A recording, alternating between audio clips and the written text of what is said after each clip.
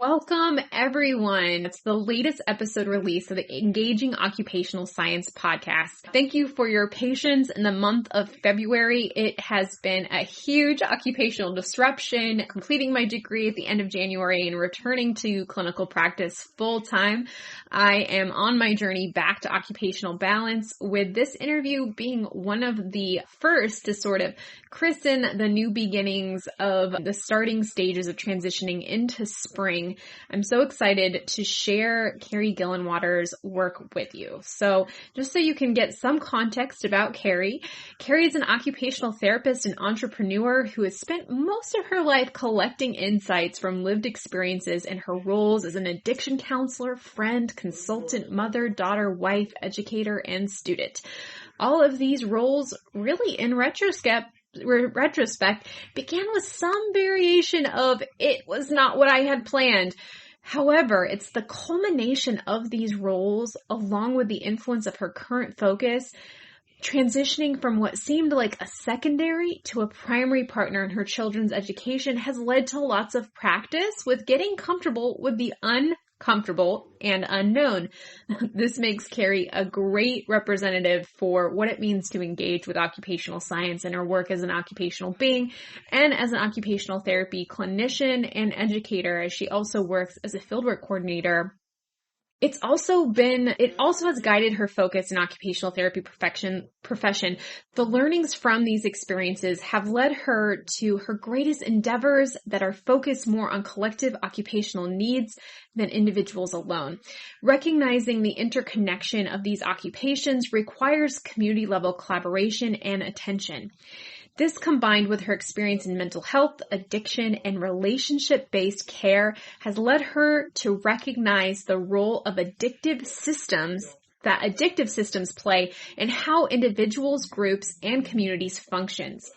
It is this awareness that fuels Kary's commitment to convening and participating in spaces where being in process, as opposed to reaching solid conclusion, is expected, welcomed, and celebrated. She is such a great role model of what it looks like to embody and include some of the insights of occupational science in the ongoing development of our OT practice in the United States and beyond. She is currently enjoying restructuring her time and expectations to make room for more collaborations, projects, and opportunities to foster community connections and honor that full depth and breadth of occupational therapy that it has to offer at a collective level. In particular, she looks forward to following the invitation opportunities as they appear. She is truly an allied stakeholder. We have so many shared goals in building community conversations and finding and exploring new opportunities for occupational therapy and occupational science to grow in the community-based world. And I'm so excited to introduce you to some of her passions and insight and work, especially around addictive systems patterning. We did, in reflecting on our conversation, wanted to add that we engaged in this notion of what it means to give OTs, OTAs, and our clients a sense of a leash, giving some room to play and have that flexibility.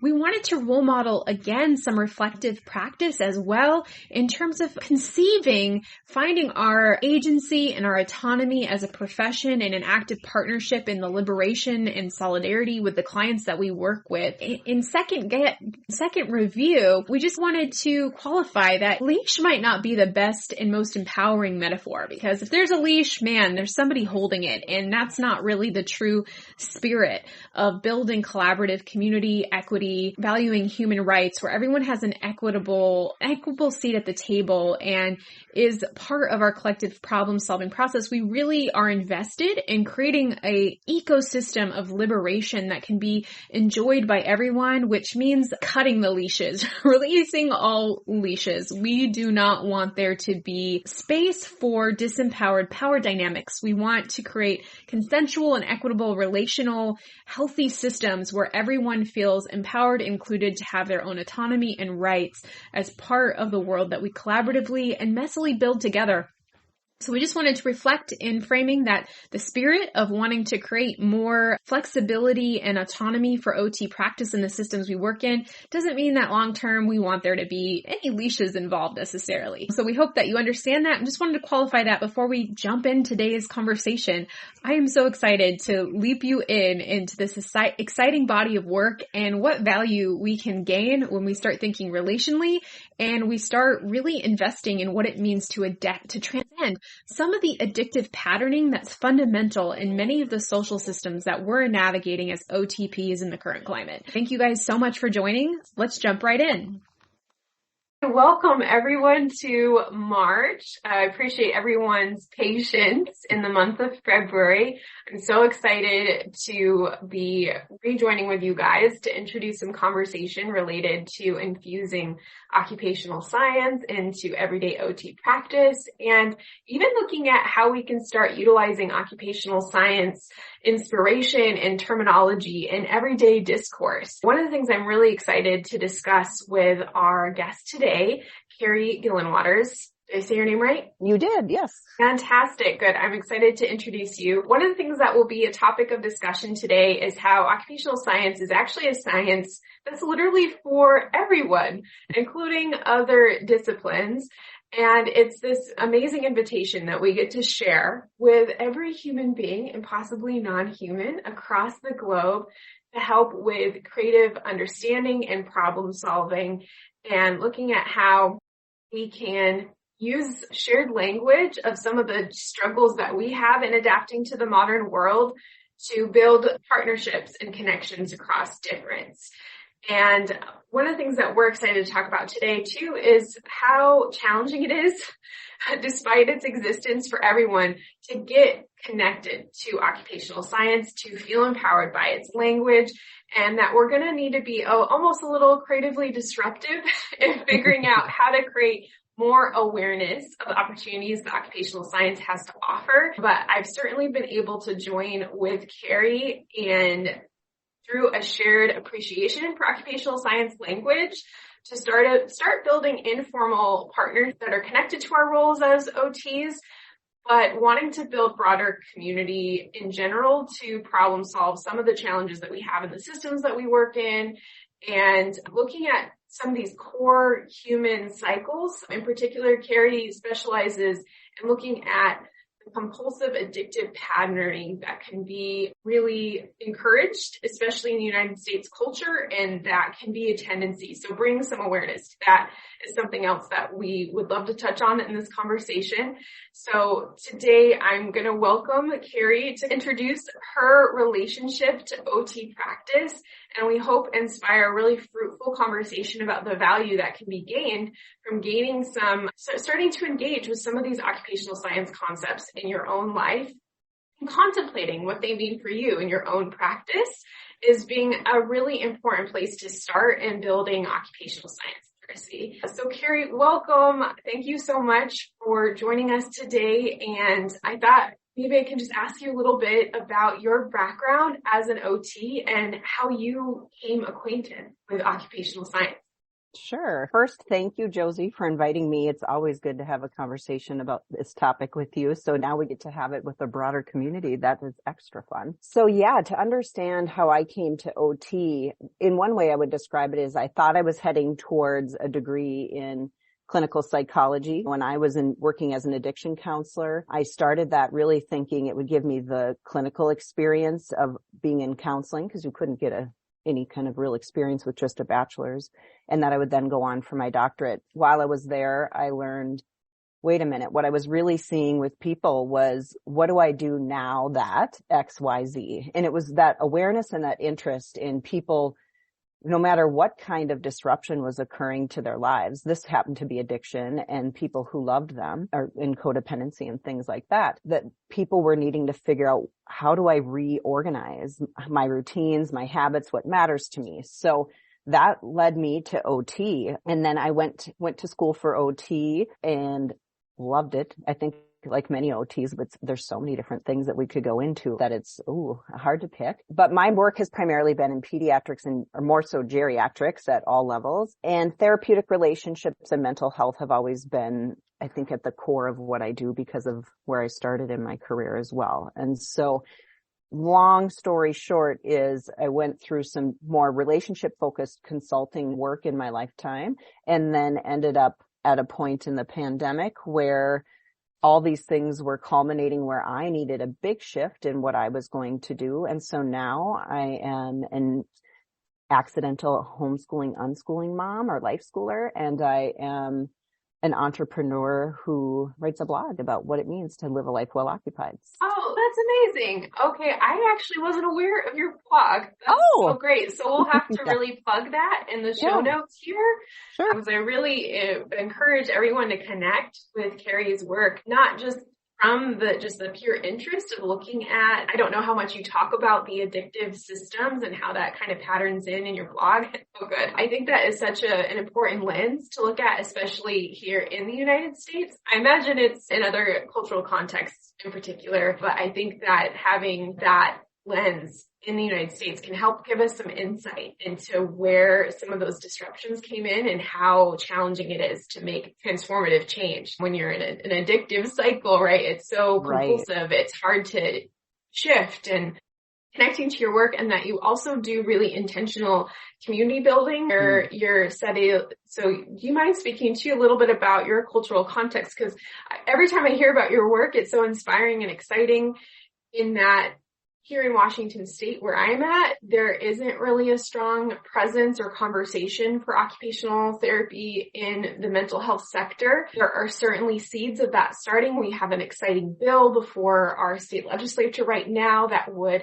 open up Medicaid reimbursement for behavioral health diagnosis, occupational therapy. So if you're from Washington State or supporter, please follow that conversation and encourage our lawmakers to open up access to this important therapeutic discipline that can be so transformative for the lives of folks with behavioral health and mental illness. But you mentioned that in the Midwest that you guys have been transforming your practice to look a lot more at mental health from the foundation and more of a justice lens, which I think might be something that's unusual in some of the other states that OTs are practicing in. Yes, that's one of the things that's got me so excited about the OT Compact is what we're going to learn from each other about what's present and what's missing all around the United States. But I would say, so I live in Minnesota, which I didn't realize just how lucky I am until I started learning about other states that isn't as much an emphasis. So I had the privilege to study at St. Kate's with several faculty who were very much mental health focused. They also happen to be deeply involved with occupational science. So that's part of the context for me. Here in Minnesota, we have things like there's an organization called OTAMMHS, OTs for Advancing Minnesota Mental Health Services. We're about 100 OTs who are focused on mental health. Gather, I think every other month now and talk. So part of that is in Minnesota, we happen to have this longer and more focused history on mental health. And as a result, our practitioners in this state have more access and just a little bit more comfort level, I think, with mental health as a focus. So that's part of what's happening here in Minnesota. Wonderful. Part of my hypothesis is I've noticed in these cultural contexts where occupational science has been adopted early on by an occupational therapy culture, be that United Kingdom, Australia, Canada, South America, Japan, many different cultural contexts that were enthusiastic early participants in the conversations around OS. From my informal gaze, appear to be in a good position to take advantage of some opportunities that are just coming to the surface now in terms of having policy interest in funding services to address occupational justice issues, occupational disruption and alienation issues. It's like maybe they've had some time to really stew in those concepts and consider what they might mean in the context that they live in. And from that, they've been able to take advantage of this concept that I learned in undergrad called critical junctures, that sometimes with making big long-term systemic change, once in a blue moon, there will be this opening that happens where there's an open conversation to address an issue. For example, we've had gun violence be something that recurrently, just in this last 2 years, had those critical junctures open up where we can actually create policy and legislative change to fund services to address mental health on a different level. And one of the things that one of my goals with this podcast and any of making OS language more accessible so that OTs, and that includes OTAs. So I'm a proponent of that OTP terminology, is if we can all get some ownership over some of these concepts and looking on and adopting this lens and building that awareness, it can help us not just understand some of the barriers in the system that we're working with, but also some of the opportunities, and we can support each other to create solutions. So it should be hopefully inspiring to everyone to see that having some OS faculty and some leadership and community building in the Midwest has enabled building actual infrastructure to address mental health and occupational justice issues here in the United States. So I hope that will register as an exciting opportunity, and when better to start than now. Having that too, you mentioned that there were some folks that sort of helped introduce you to occupational science more explicitly. And if you can speak a little bit about your in-person experiences with some of these OS disseminators that have been a champion for the development of the science, I think it's so important to humanize some of these figures, in that sometimes academia, it feels so distant. Some people, I think, still look at professors as folks that you're not really supposed to disturb or you're not supposed to talk to. And really, occupational science, I think, challenges us to equalize the value that every human brings to the table. And it's really important to be in partnership with occupational scientists that also need help disseminating their work. So can you speak to how you got introduced and maybe a little bit about some of these figures, and help you to see too, while you're listening to this in the audience, to know that Kary started in this conversation as a clinician, just like you, and as a student. So it's not that you have to get a PhD in OS to start learning about these words or connecting with OS researchers. They really tend to be very open and welcoming people to talk to as human beings. Yes, absolutely. So I happen to be part of St. Kate's program right around the time that they started rolling out a dual degree. I believe it was right when they were rolling it out, a dual degree in OS and OT. So occupational science was a bachelor's degree for a lot of my cohort, and while they were simultaneously earning their master's in occupational therapy. I entered as an entry-level person, but because of that and the structure of the classes, we were trying to remember this last night. Why is it so familiar to me? I think part of that was because it was embedded into all of our classes, and there were extra assignments for those who were in occupational science. They went deeper in maybe some other areas, but we still got exposure, and we still were, I think, deeply intertwined together in how we learned. And so that terminology is really at the core of how I see things. And it also made sense for why I entered the profession. If you listen to my why, I was really talking about occupational disruption, occupational alienation, occupational loss. I'm talking about all these things that I was like, who's dealing with that? Because medical care is not going to, psychology alone is not going to. I was trying to figure out who does all the things. OT can do all the things. So part of it was this opportunity and being there at a university that had OS and OT as part of their program. Some of the faculty that were there, Dr. Kristine Haertl, Linda Buxell, Professor Buxell, both of them were heavily involved in the OS stuff and still are to this day, I believe. And so having the chance to be around them, and I'm still in touch with both of them to this day. In fact, I would say that now there's more of a sense of colleagueship where you notice opportunities for one person, they notice opportunities for you. Like, where are the conversations that you need to bring to one another's attention? That's part of what kind of happens now. I think that's so important. We need to have that dual relationship where it's so important, I think, for us as clinicians to start challenging ourselves to build relationship with these academics. Right. It's often structurally very difficult, if not impossible, to maintain a kind of an embodied appreciation for the reality of the daily clinician once you transition into being a full-time scholar. And I think that it's a huge advantage that I think it might even be a majority of occupational scientists that are currently in academia got their start as an occupational therapy clinician in some capacity. It's kind of rare to have a human service discipline where you are really infusing the science with folks that have clinical experience prior. A lot of other human services, you'll progress through to that PhD level, maybe without having an applied field part of it. Sure. That's why I always love the metaphor of field biology when it comes to OT, that we have that opportunity to develop in the context of the field and be responsive to the lived realities of the folks that we want to support when we give ourselves permission to have that approach. But what I want to connect to, and what I think hopefully you and I can be great role models to those that are listening to the podcast, it's very important that we build relationships with OT scholars from a variety of different standpoints, including OS, because they need us as much as we need them. If we're doing our job on the field, I'm hearing you're a homeschooling mom and a fieldwork educator, you're balancing a lot of roles. When we are in our best peak as a clinician and in our own everyday life, we also don't have the capacity to do a lot of the academic work that's needed to advance our profession.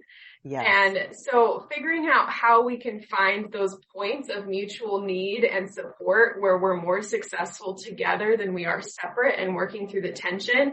I love what you said, that you're in a position not just to get wisdom and scientific insights from somebody like Dr. Kristine. Remind me of how to say her last name. Haertl. Haertl. Yep. Okay, perfect. Kristine Haertl, you're also finding opportunities for her work to get translated and embedded in the field in some way. So that's a great example of how we can start building empowering partnerships across the board. That really should be like, I think that's part of my role as an OT in so many ways now, is looking for those opportunities and trying to empower everybody around me to express their gifts in a way that can help counter their burnout. I've been saying, like, OTs are gate openers. We're not gatekeepers. We got to open up and make it feel like more constructive change is possible in a broken system, because as systems start to transition and change, that's actually what creates those critical junctures. With big shifts, not only is there some sort of destruction or disruption, there's also an opportunity to respond and to evolve with that challenge. And that's actually something that OS has helped me see, because it's the study of how we evolve to challenges in the environment and how we navigate around. And I'm curious too, because it sounded like you were saying that by starting your education with an OS foundation, it almost let you build what we call an occupational science lens. Definitely. How do you relate to that concept of having an occupational science lens? And how is that something that you've noticed evolve over time?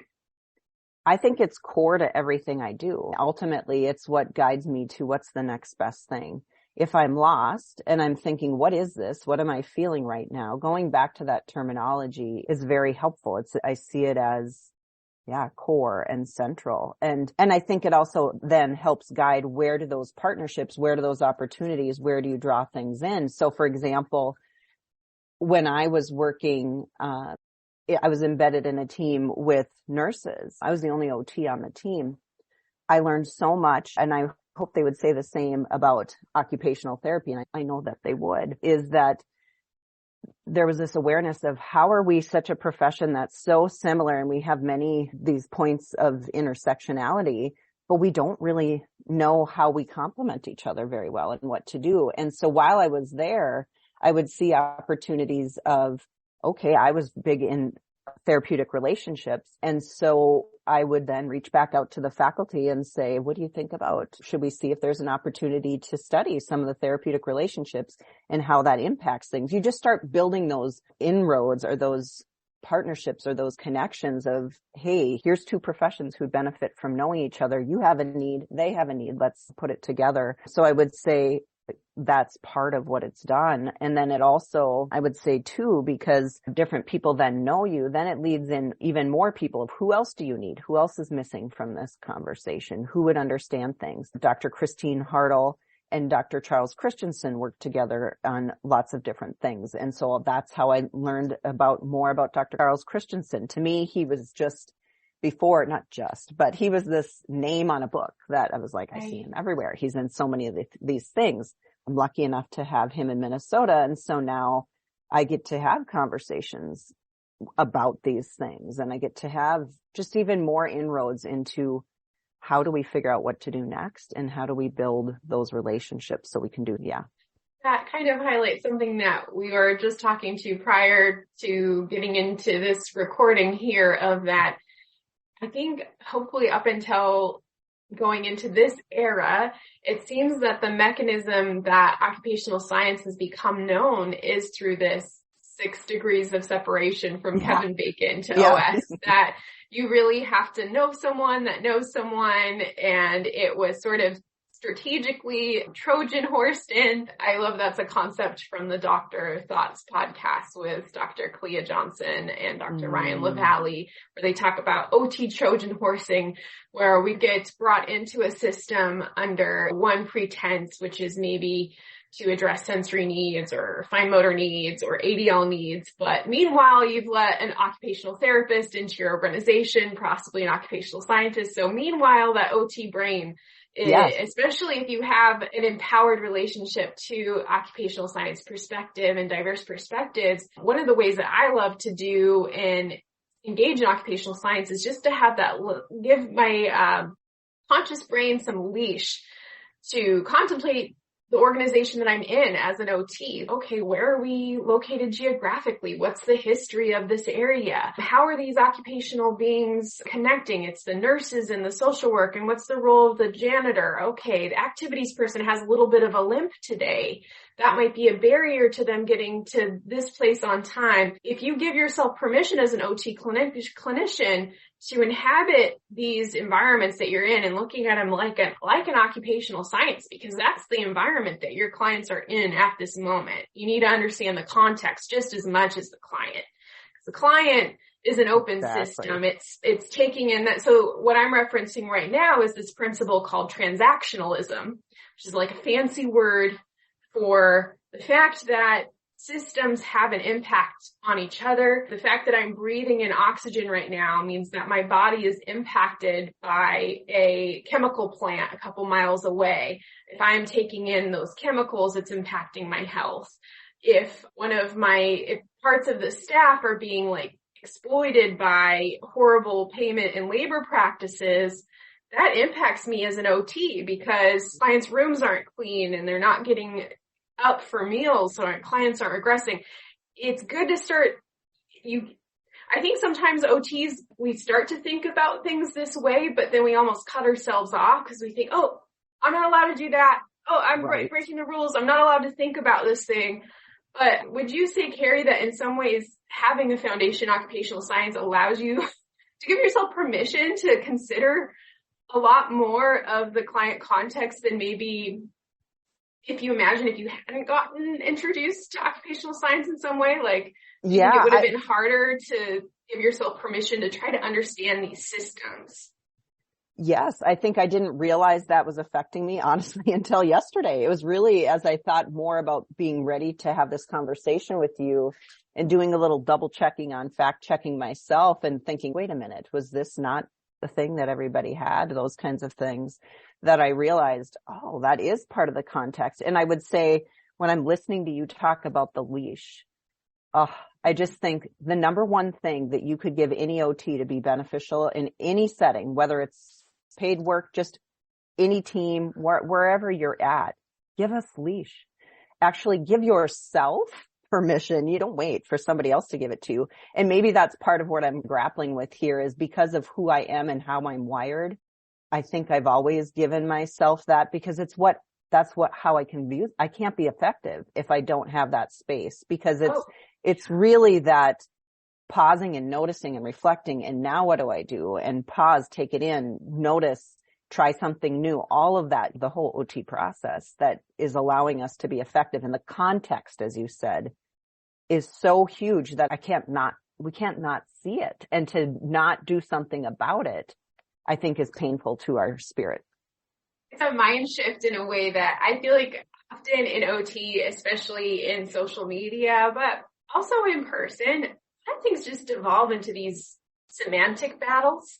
Yeah. Which this might be a tangent. It was one of the things I wanted to talk about with you because I think that you've been a big champion about trying to help enhance the relationship that OTs can have, OTRs have with OTAs in the US. And I noticed, and I think in the past week, there was something from, speaking of Chuck Christensen, I think he's very involved in the Occupational Therapy Journal of Research. I think it's what it's called. I'm bad about this, but the OTJR is one of the occupational therapy journals that you can get a discounted access to, by the way, if you happen to be an AOTA member and you want to catch up on OT literature. And because I think there's been involvement of some OS figures within the OTJR, I'm guessing that might be a journal that we can find more occupational science research. Sure. I am personally critical. So many OT journals are not accessible to clinicians, and it's very frustrating. But it is frustrating, Anyway, in that regard, I wanted to cycle into, we end up getting into kind of semantic battles all the time. This post that talked about, transitioning, adding into our acronyms the moniker of OTP, which stands for OT practitioner, or I think that's mostly what it means. It might mean OT personnel. But it equalizes the status when you're sharing information to say, hey, this information is both for OTs and OTAs. Because I've noticed in trying to put some initial content that I put out there, unless I specifically state that it's for OTAs as well, I've had many OTAs that are in my social media ecosystem reach out to me and ask if they have permission to engage with the information. Oh, wow. So I personally like having something like OTP where in one statement I can be clear that this is for OTAs, OTRs, retired OTs, OT academics. It's just nice to have an inclusive language where it's like clear, everyone's at the table, everyone's invited. We need everyone to be an empowered part of the conversation. Anyway, I noticed at least in one OT social media group, there was a lot of backlash to introducing the term of OTP, which I think is a sign that how OTP has been something in academic literature for, I think, well over a decade at this point, but it maybe is just getting awareness in the general clinician community. Like many people are like, I'm today years old that I've learned about what an OTP is. Sure. But part of me just had this sense of some of the backlash to the term might be rooted with not wanting to acknowledge the equitable value that OTAs and OTRs have to offer and the vested interest in a power dynamic. And I think that's one of the things that OS, especially with looking at occupational justice concerns, is it challenges us to get real about human rights and to say, you know what, all humans have equitable value in our social systems. They deserve to be included in democratic decision making. If we're going to be very grounded about these values and principles that we claim, we need to put actions behind human rights being a real thing that organizations have to implement, commit to, and adapt for the humans that can't fit in those systems so that they have access to rights and opportunities. I thought I would just bring that in too to highlight some of the work that you've been doing to help repair some of the relationships that have been damaged with OTAs in our community that often feel that they don't have permission to access these spaces or have these conversations. One of my big goals is for OTAs to also feel a sense of ownership and empowerment in learning about occupational science. So I want to give you a platform to speak for that in any direction you'd like to go. Sure. So one thing when I think about OTPs, we've had a lot of conversation about this with fieldwork students about I think I used to use the word OTR and OTA to differentiate.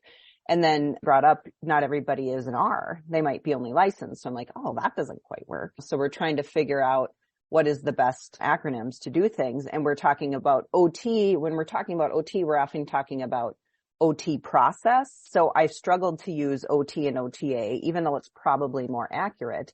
But so OTP helps us see the umbrella. It's an OTF that you struggle with the word the letter P for some reason, like it's the OT family. And, I you love know, that. how do we acknowledge the whole OT family? And none of us are better than any other. Like you said, it's an equitable thing. And the thing that I've really realized since I've taken OTR and OTD and OTA students is I think because of my there was a lack of clarity about the role of an OT who's an R and L versus an OT who is an assistant or an OT assistant.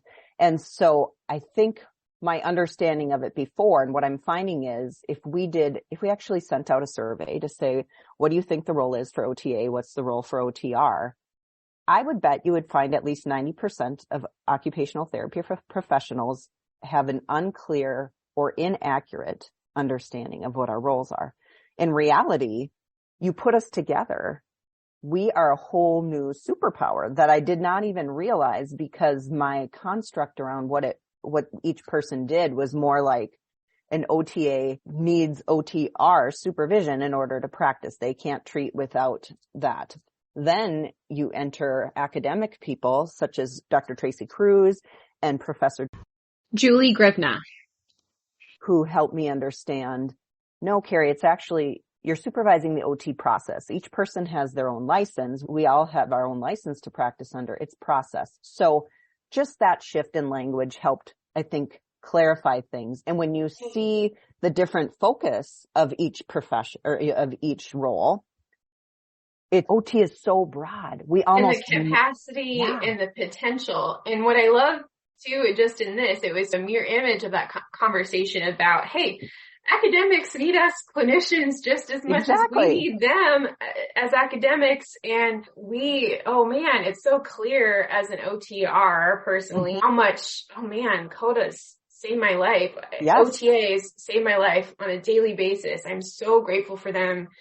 And I have felt this inner drive. I'm not sure how connected this is with occupational science, but I'm certain that there's some sort of anchor point in it. But I'm driven to be what I didn't receive. Like my challenge in having a constructive aging process is learning for these systems that have been hurtful, that have been painful, or practices like as a neurodivergent student, for example, when I went into school-based practice, there was this drive. I think that's in most of us as humans. Is I want to be what I needed in some ways. And that, in a bad way, that can be projection and that can be something to balance out when we're trying to work through our own issues. But I guess that is a good side note of what I like about working with occupational science and getting back to the theory and core of occupational therapy is it can be an appropriate way for you to contemplate some of your own challenges and your own occupational balance issues. And most of us in OT in the United States, and I'm sure it's beyond the United States, are working and providing services in the context of late stage capitalism that has gone increasingly predatory and is kind of actively in the process of deconstructing our health, social service net, educational infrastructure, which can be very bleak and depressing.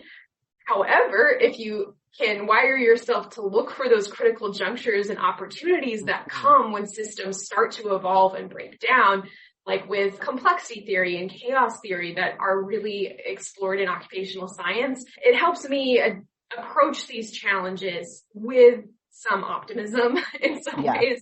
Oh gosh, let me try to get back to this original thought.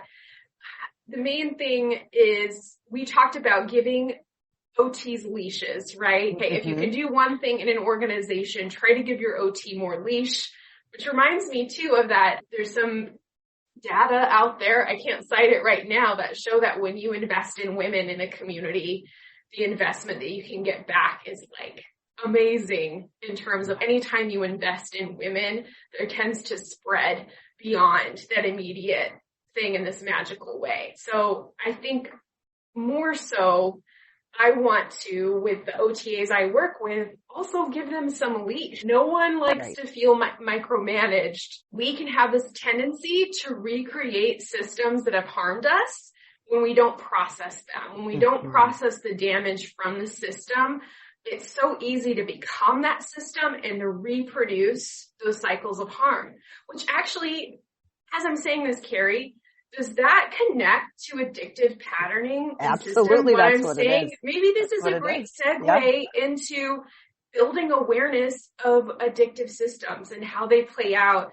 Because I think what I heard from your work in a way is there's a way of understanding that on the individual level, that it also works out and plays out, and that there's patterns you can see in systems around that, individual, micro, meso, and macro level, which, by the way, this is very meta in the group, us including these illnesses conversation. You guys are being involved in occupational science conversation right now. This is what it means to go from the individual, micro, meso, overlap, macro, and have the permission from OS to start seeing things in systems. So let's talk about addictive patterning.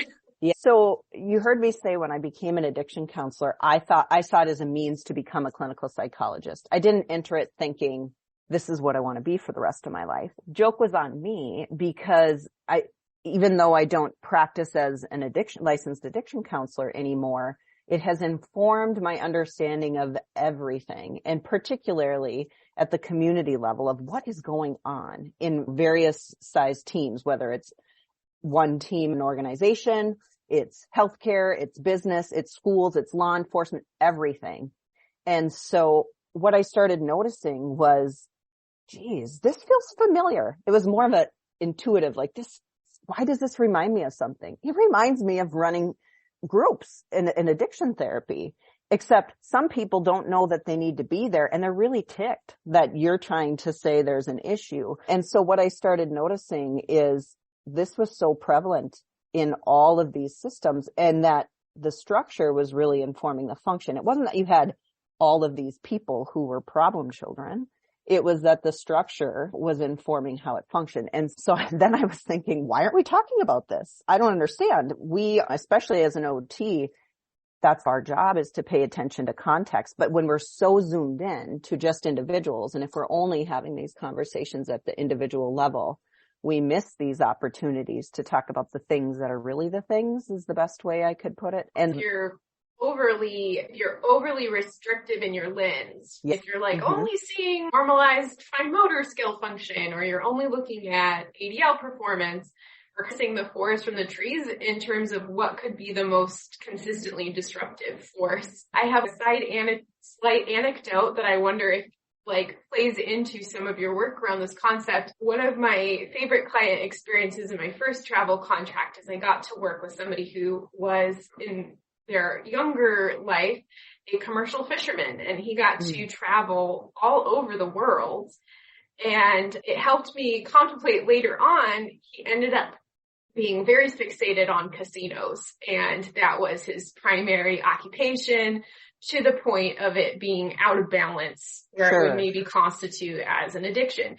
And that was one of the first times that I really put, from an occupational lens, could see how, wow, there's not really a better occupation to have an addictive disposition than the commercial fishing, because it was so boom and bust. Like you would show up every day. You would never know what you were going to get, and you would get these random big payouts. It was a ticket to see the world. You have connection to everyone around you, and to all of a sudden get to a point where you no longer can execute those life roles in those routines.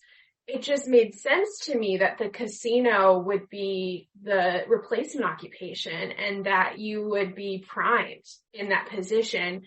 And so that's going from an occupational lens of what was this occupation, what was their identity, and how does that interrelate with maintaining and courting an addiction, which, by the way, a big development in occupational science over the last 2 decades in particular has been opening the door to understanding the dark side of occupation, because occupations don't always enhance physical, emotional, social health, and justice outcomes. Sometimes our occupations perpetuate inequalities, they compromise our health, they support imbalance and disjunct social relationships. And that's the pathology of occupation that we're, as clinicians, trying to innovate paths towards positive occupations. Okay, I stole the platform for too long, but you're good. You're good. Kary, so you, in pursuing to understand addiction better, found that occupation was a really helpful lens, and that occupational science enhanced that, and that it's probably important to see that addiction isn't just an individual thing, it's a social thing that we engage with together in these systems. Is that kind of what, Yeah, absolutely. Because what I would see happening, and this ties back to your fisherman story too, so this will help, is that these individuals, like, people would label people as, they made a poor choice. They did this, they did that. Well, often you would see multiple generations. Sometimes when I would work in rural communities, I might be the only person there. It wouldn't be uncommon for me to see 3 generations of the same family going through these things. And so sometimes we like to say, addiction it's hereditary, it's a disease. And I do believe that there's hereditary stuff. I don't know that we understand it as fully as we'd like to think. I suspect it's more connected to the broader system of environments that produce addictive environments. And yes, it might be this hereditary multiple generations, but are we zooming out far enough to consider that becomes a preferred coping mechanism because that's what the environment requires? If you don't have this capacity or skills, I think it's Tara Burke talks about, it's not about having a lack of desire, it's lack of capacity. And what I see as an OT is so many people are in chronologically adult bodies behaving in ways that are much more like children. And no matter how evolved you think you are, we all do that in different spaces. I don't think any of us are immune to that. And I think that's part of why we would so easily transfer, like you're talking about this fisherman who's doing this in one thing, you go on to do it in another. If you don't have other skills, of course you're going to do the thing that's... We're also, I think it's so important to consider these questions and to contemplate. And obviously it's helpful to think about where these concepts can play out in your own life. Because I personally have a hypothesis that capitalism is a social system that's very well served by addictive patterning. Yes. In that it requires it. It's a good way to start a business, right? We know that the success of Starbucks here in Seattle, if you can find something that people can become compulsively dependent on as part of their daily, weekly, monthly routine, you have a sustainable, profitable business, especially if you can get the addictive thing that you offer as a lower price point as possible. That's part of where we had to really respond to the public health crisis of cigarettes in the 1950s. That took a whole, micro, meso, macro level social intervention to curb some of the health impacts from long-term addictive use of cigarettes and marketing to children and things like that. It probably behooves all of us as OTPs to get some awareness around addictive systems, addictive patterning. Obviously, I think both Kary and I would be enthusiastic supporters too of learning more about how our economic system impacts our behavior, impacts our psychology. But the truth is, if you're an OT working in the United States and everywhere, you're working with addiction, whether you know it or not. Exactly. Healthcare professions, right now I'm a post-acute care OT. Nurses, healthcare professionals are higher statistical probability of developing substance use addictions over their time, cope with things like burnout. Parents of kids with disabilities, adolescents, adults with significant disabilities, trauma, depression. We work in addictive systems and addictive patternings. And if we're not aware of it, we could play an active role in enabling and neglecting some of the most destructive sides just by not being conscious of the potential. And I wanted to add too, from what you're saying, I think that occupational science is so important in asking questions about addiction, in that I think we'll get unique insights from having the doors that occupational science opens. One of the common critiques of the mental health system is that they can also just be very individualized and just focusing on parts of the brain, and that a lot of the other social sciences are not communicating respectfully with each other and understanding these phenomena. Other fields are also missing the contextual and systemic factors that actually need to be modified and adjusted to probably effectively treat addictive traits, like toxic addictive traits long term. I'm curious, how have you approached relating to addiction from an OT and OS lens? What insights have you found from that? Part of it is, I would say, my whole career, it's affected where I choose to stay and when I choose to move on. If there's not space to address what I'm seeing within a system, like sometimes you can only take it so far. It's like when somebody's not willing to get sober, you can only do so much to where somebody's just still choosing, they just want to remain active in their addiction, and you can't force somebody out of that or force somebody out of being codependent, enabling, and that perfectionism stuff that seeps in. Part of what I've seen now is because we don't talk about these things, it's become part of our structures, our systems, our policies, our procedures, and we've normalized it as that's just what you have to do to be a grown-up. That's what you have to do to be a hard worker. And I would really encourage us all to pause and back up and say, is that true? Is any of this stuff that we thought, is it doing what we thought? And so I put myself in spaces now more where that is an expected and necessary part of the process, because if any of us think we've got it all figured out, I think we're in trouble. And I don't know that I can be as effective in those spaces. And so for me, it's noticing readiness to create the space that's necessary for things to grow, to create the space that's necessary for reflection, to notice, is this a space where people are allowed to pay attention to and act on their interoceptive awareness, or are we trying to keep it all in our head?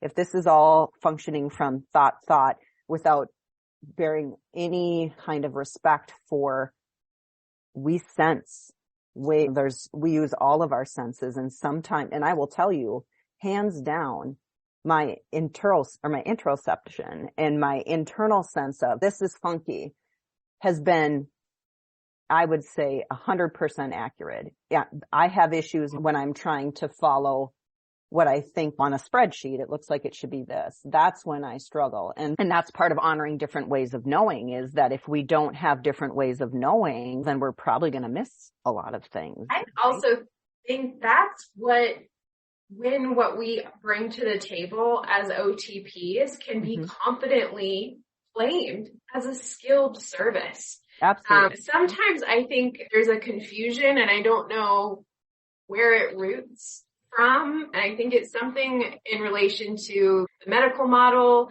and I feel confident enough to call it misinformation about the scientific process, that there's this sense that if an intervention is standardized or an assessment is standardized in how it's implemented and interpreted, that's what makes the service skilled.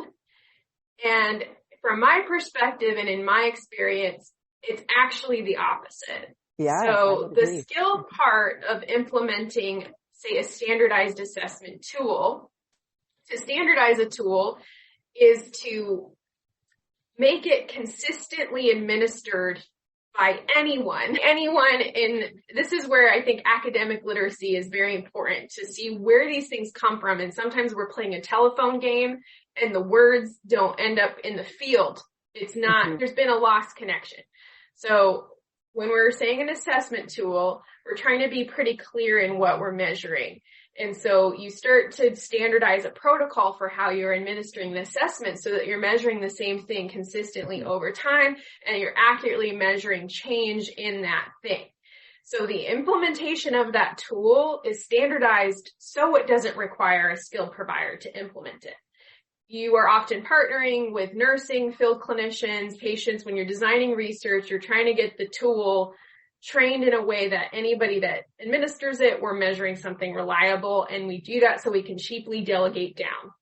Science, just like every other sector, is trying to cost cut, penny pinch our way to getting things. So for clinicians, whether you're an OTR or an OTA, it's important to know that the tools that you use to measure isn't the skilled part of your service.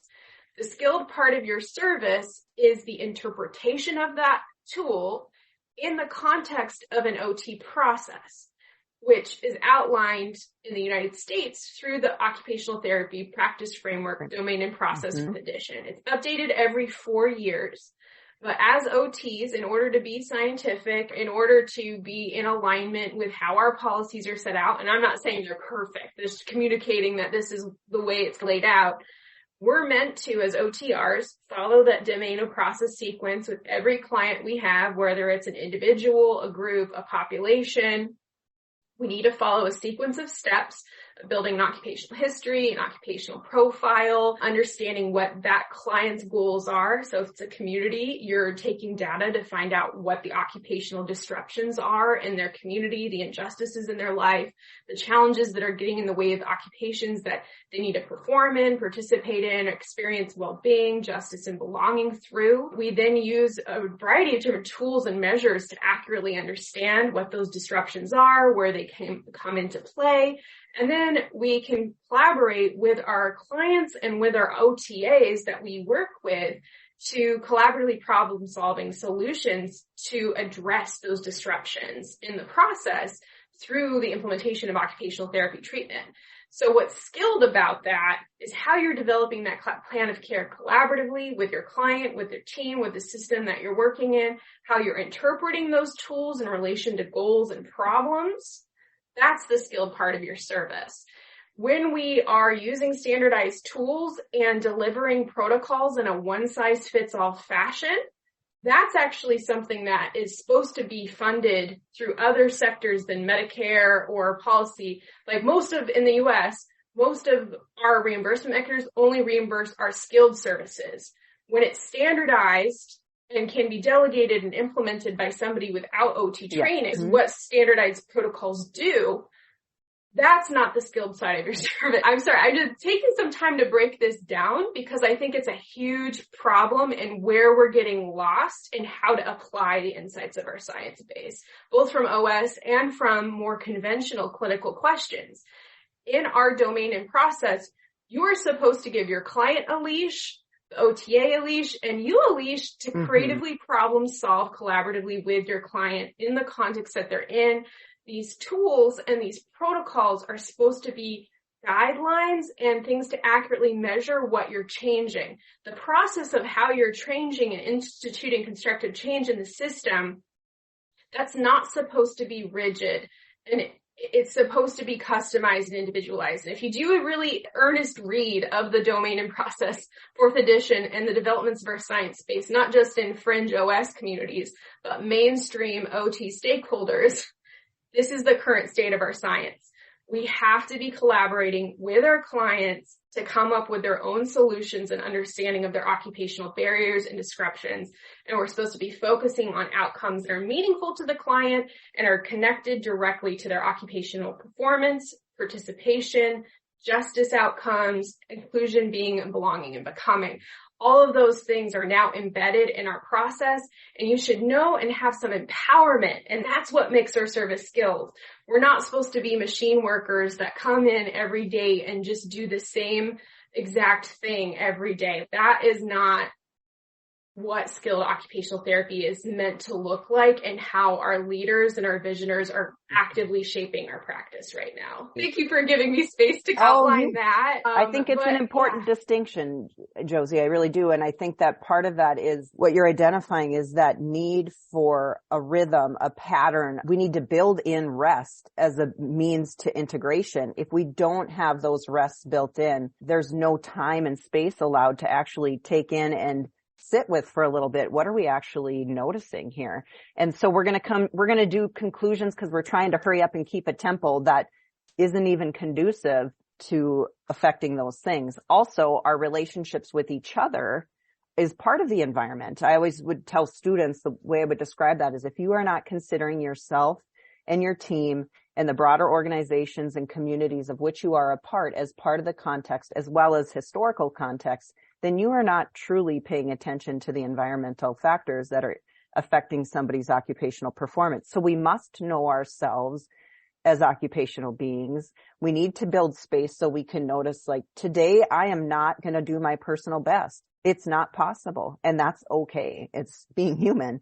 And how do I then work with the team? Because we always still have to have these therapeutic relationships. How do I then work with my team so that somebody can do that? And in my work with creative healthcare management. They have a book called See Me as a Person. They have a program that they offer about that too, about See Me as a Person. And part of what we would talk about is healing happens at the intersection of your technical skills and your relational skills.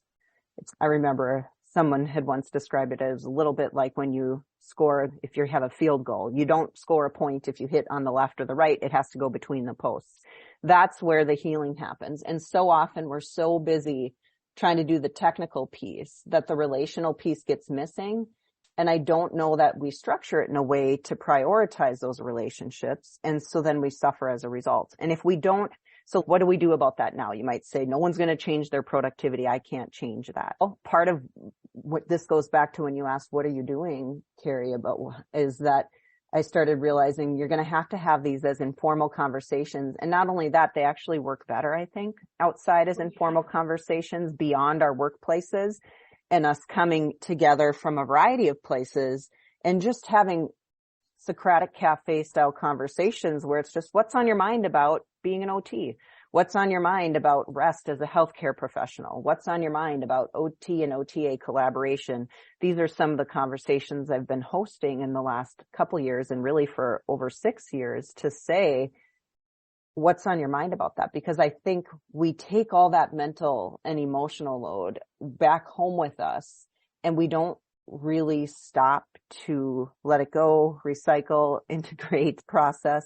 And if we don't build those structures in, we're going to start to see issues. Right? Yeah. Because if you're not empowered in that system to do anything about it, I think what I was hearing too from you is that, like, the importance of what we're losing by maybe not intentionally cultivating a reflective practice as part of our work, that we have to invest in having this capacity, and that sometimes there's a short-term loss to taking that time. And like, for me, I'm so grateful that I guess I took out debt to have this gift, to have some reflective time about who I am as an occupational being. What is my identity as an occupational therapist? Because I went back to school in 2019. Prior to the pandemic, I was already feeling like OT for me was just a series of dead ends. And it didn't matter unless I was committed and willing and able to provide subpar practices to the point that I couldn't sleep at night. Like, for example, I think I'm passionate about the misinterpretation of what standardized measures mean, and really maybe getting more awareness of the OT practice framework and the invitation that offers to clinicians to provide empowered practices and to leverage our legal frameworks to provide like powerful transformative practices for our clients. I really want that vision for myself. I feel like I need to cope with the risk of burnout and cynicism. I need to have a meaningful outlet for my own work. And that's connected to my own health and satisfaction and well-being. And I want that for all of us and what we have together, because I think it's truly needed. It's not available. So the empowering spin I can put on all the systemic barriers OTS offer is it also means that there's a lot of opportunity. There's a lot of space where OT hasn't really been developed or fully expressed. When we're underutilized, there's an opportunity to demonstrate, to show that, to be a trailblazer. All of us can be now founders of a new era of OT by starting to give ourselves permission to leverage our science and what our evidence base makes available to transform the lives of our clients. I think we then have to get to a point of reflecting how and where are we not doing that, and where are there systemic barriers getting in the way of producing these results, and having that leash for yourself, for your OTA, for your clients to creatively problem solve. In order to creatively problem solve, you got to disrupt the system, because the system isn't working. It's not producing results where that person can dress themselves every day, where they can hold and maintain housing, where they can care for others, where they can access community. It's not working. It's our role as therapists to partner with our clients to disrupt that systemic logic and to imagine. I think this is where Kawa can be so powerful, because Kawa, if from a river perspective, it doesn't respond to the barriers in the land as, oh, can't go there. We're just done. It's going to be being persistent in that terrain and learning from the terrain and adapting and working with. The truth of our systems is they're not fixed. Entropy, to my understanding, is likely a real force in the universe. All of our systems are going to become more complex over time, and there's going to be more degradation. There's not going to be more order. So we have to learn a relationship to chaos. We have to have a constructive relationship to chaos. You can't just ignore it and pretend it's not going to do anything. I think in many ways that can be your role as an OTP, is working with the unknown and working in partnership with your clients to disrupt some of these systems to find new solutions that better serve not only your client, but possibly everyone in the system as well. We're not going to advance inclusion. We're not going to advance accessibility. We're not going to advance on these goals without intentionally disrupting these systems. I think with a core intention of producing a solution that helps everyone and not just being I think when we're in anger, we want to break everything down. I hear that a lot about AOTA. There's a lot of anger at AOTA, and I'm sure it's totally valid.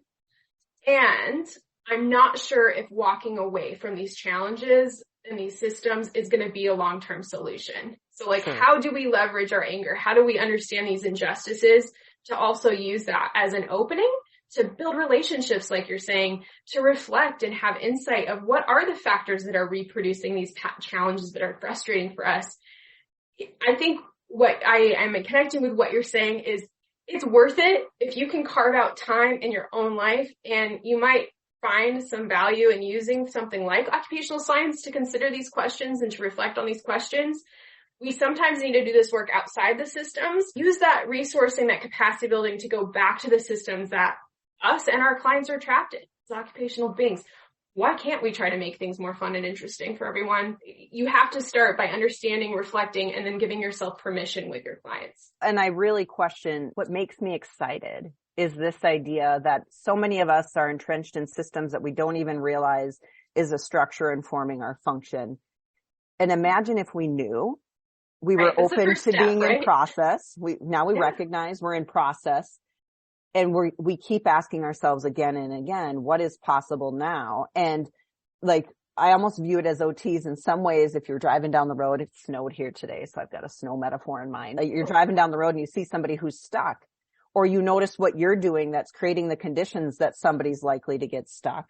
You don't just say, too bad. We notice, okay, what can I do that would make it less likely for you to get stuck? Again, we anticipate that there's going to be these points of disruption. We know we're at a time of rapid evolution, so we've got to build so that there's more space for that to happen. Those structures we've done so far, some of that has been so carefully, our attempts to control and feel like, okay, we get tighter and tighter on this stuff, thinking then that's addictive. That's a hallmark of an addictive system. The addictive patterning. Yeah, that's playing out. I think we've talked about that. Part of my sense of feeling like OT for me was just a dead end was in part, I was trying to make school-based practice work. And I happened to work in a state that is very wedded to a fine motor only qualifying area for OT practice. And that's where I felt squeamish. You talked about those internal, intuitive, it was untenable. It was clear we were incompatible as a relational system while I was there, because I didn't feel ethical about pretending that fine motor issues were the barrier for the students that I was working with to truly transform their school role performance to support a free and FAPE. Forgetting the acronym, free and appropriate. Anyway, when you read the laws of SPED, the interpretation of OT as a related service in the United States, we're meant to support access to the general educational environment and to support teachers to adapting curriculum to be accessible for folks with disabilities in a variety of different things. If you read the actual laws, there's a lot of latitude in our best practice in our development. There's some really exciting potential of what OTs can offer a school district and an ecosystem at a school. But you can't do that when the system is wedded to only analyzing one client factor at a time. It's not addressing the context. It's not addressing the disabling aspects of the disability. It's not seeing the client as a human being. And it's having your assessment tool determine whether or not that student's going to access services or not, which has a huge slew of justice issues, because often when you're going based on one factor, whether it's a diagnostic or assessment tool, you're intentionally biasing the data pool. It's not making those services equitably accessible to everyone that the law is outlining is supposed to have access to a service. And especially if you're using a tool that's not connected to an occupation-based outcome or an occupational performance, you're not targeting the outcome-based intervention. So anyway, I was systemically trapped in having to pretend to either address the occupational issues through a random fine motor score, not being able to pick up kids that were having clear occupational disruptions related to executive function, sensory issues, poverty, and addiction type factors. I was systemically required to lie and paid out by the district for ignoring the disabling factors of the students that we're working with that needed systemic support. So I just ethically could no longer provide services in that system.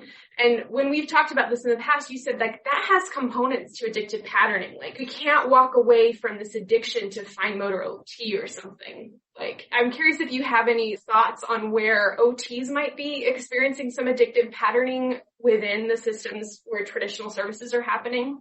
Sure. So part of it I would say is, so in an addictive system, you'll see things like there's the scapegoat, there's the hero, there's the enabler.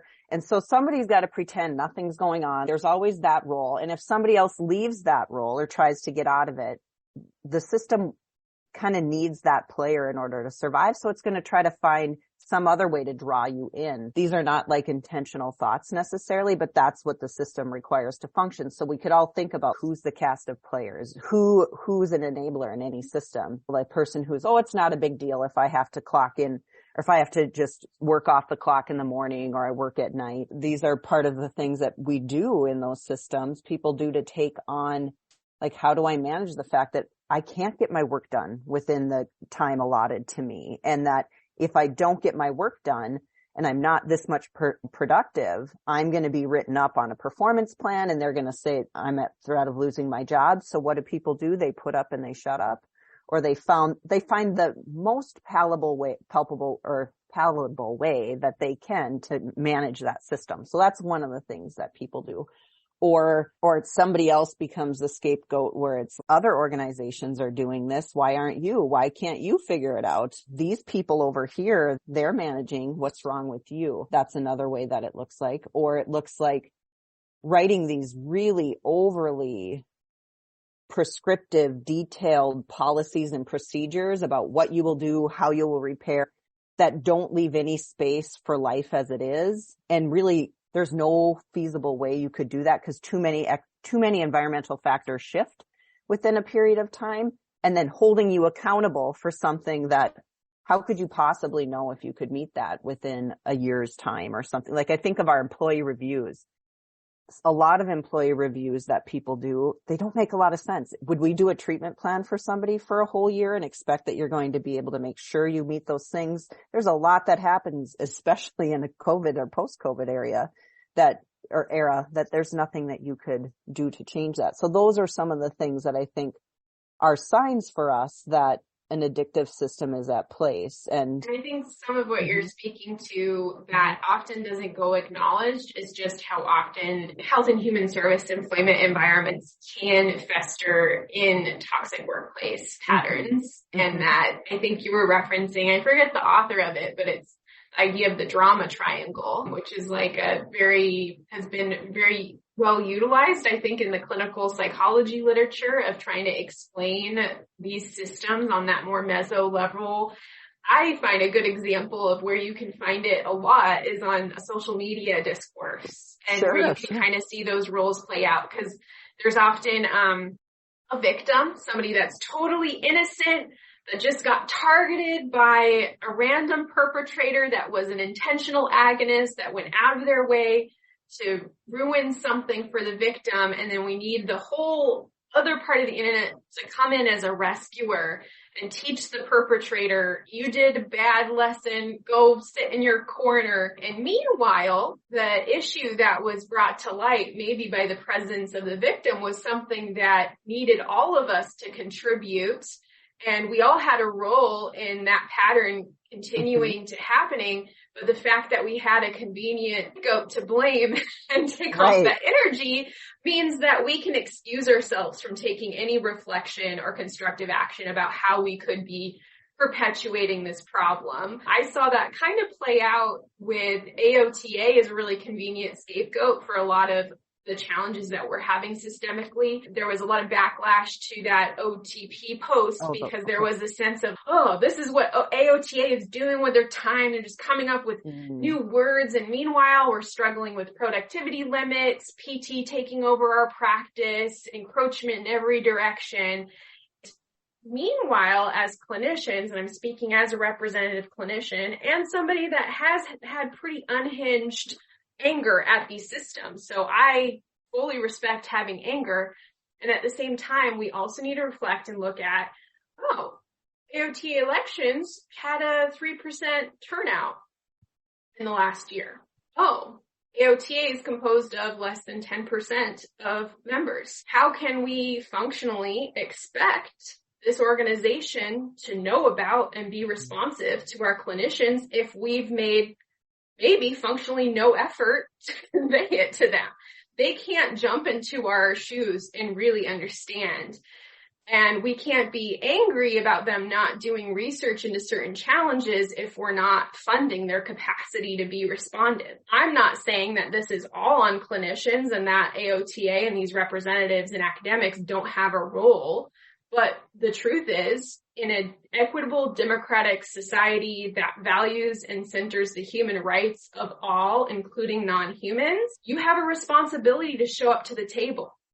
You don't get out of problem solving. You can't expect some other outside entity to come in and be the hero.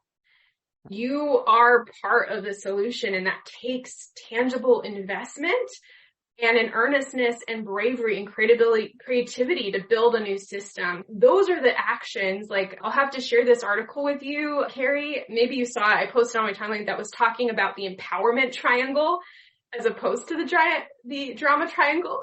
Yeah, nice. I'll have to share that with you because I think that is now becoming the core of my practice in some ways. And maybe this is just a symbiotic thing, and probably you're to credit for a big part of these insights is just realizing that drama triangle is a trap. It's like addicting. It feels good. It feels like you're doing something while preserving this system in the exact state that it was when you left it. Absolutely. Absolutely. And that's probably too, that kind of language is very familiar to me because of the nurses that I worked with, that they would tell us as OTs that we're in this different position in terms of we haven't been around as long, but that, so when you think of the doctor nurse dyad and the codependency and who, like, that to me is, wow, look at this. Look at how they have been conditioned to respond to one another.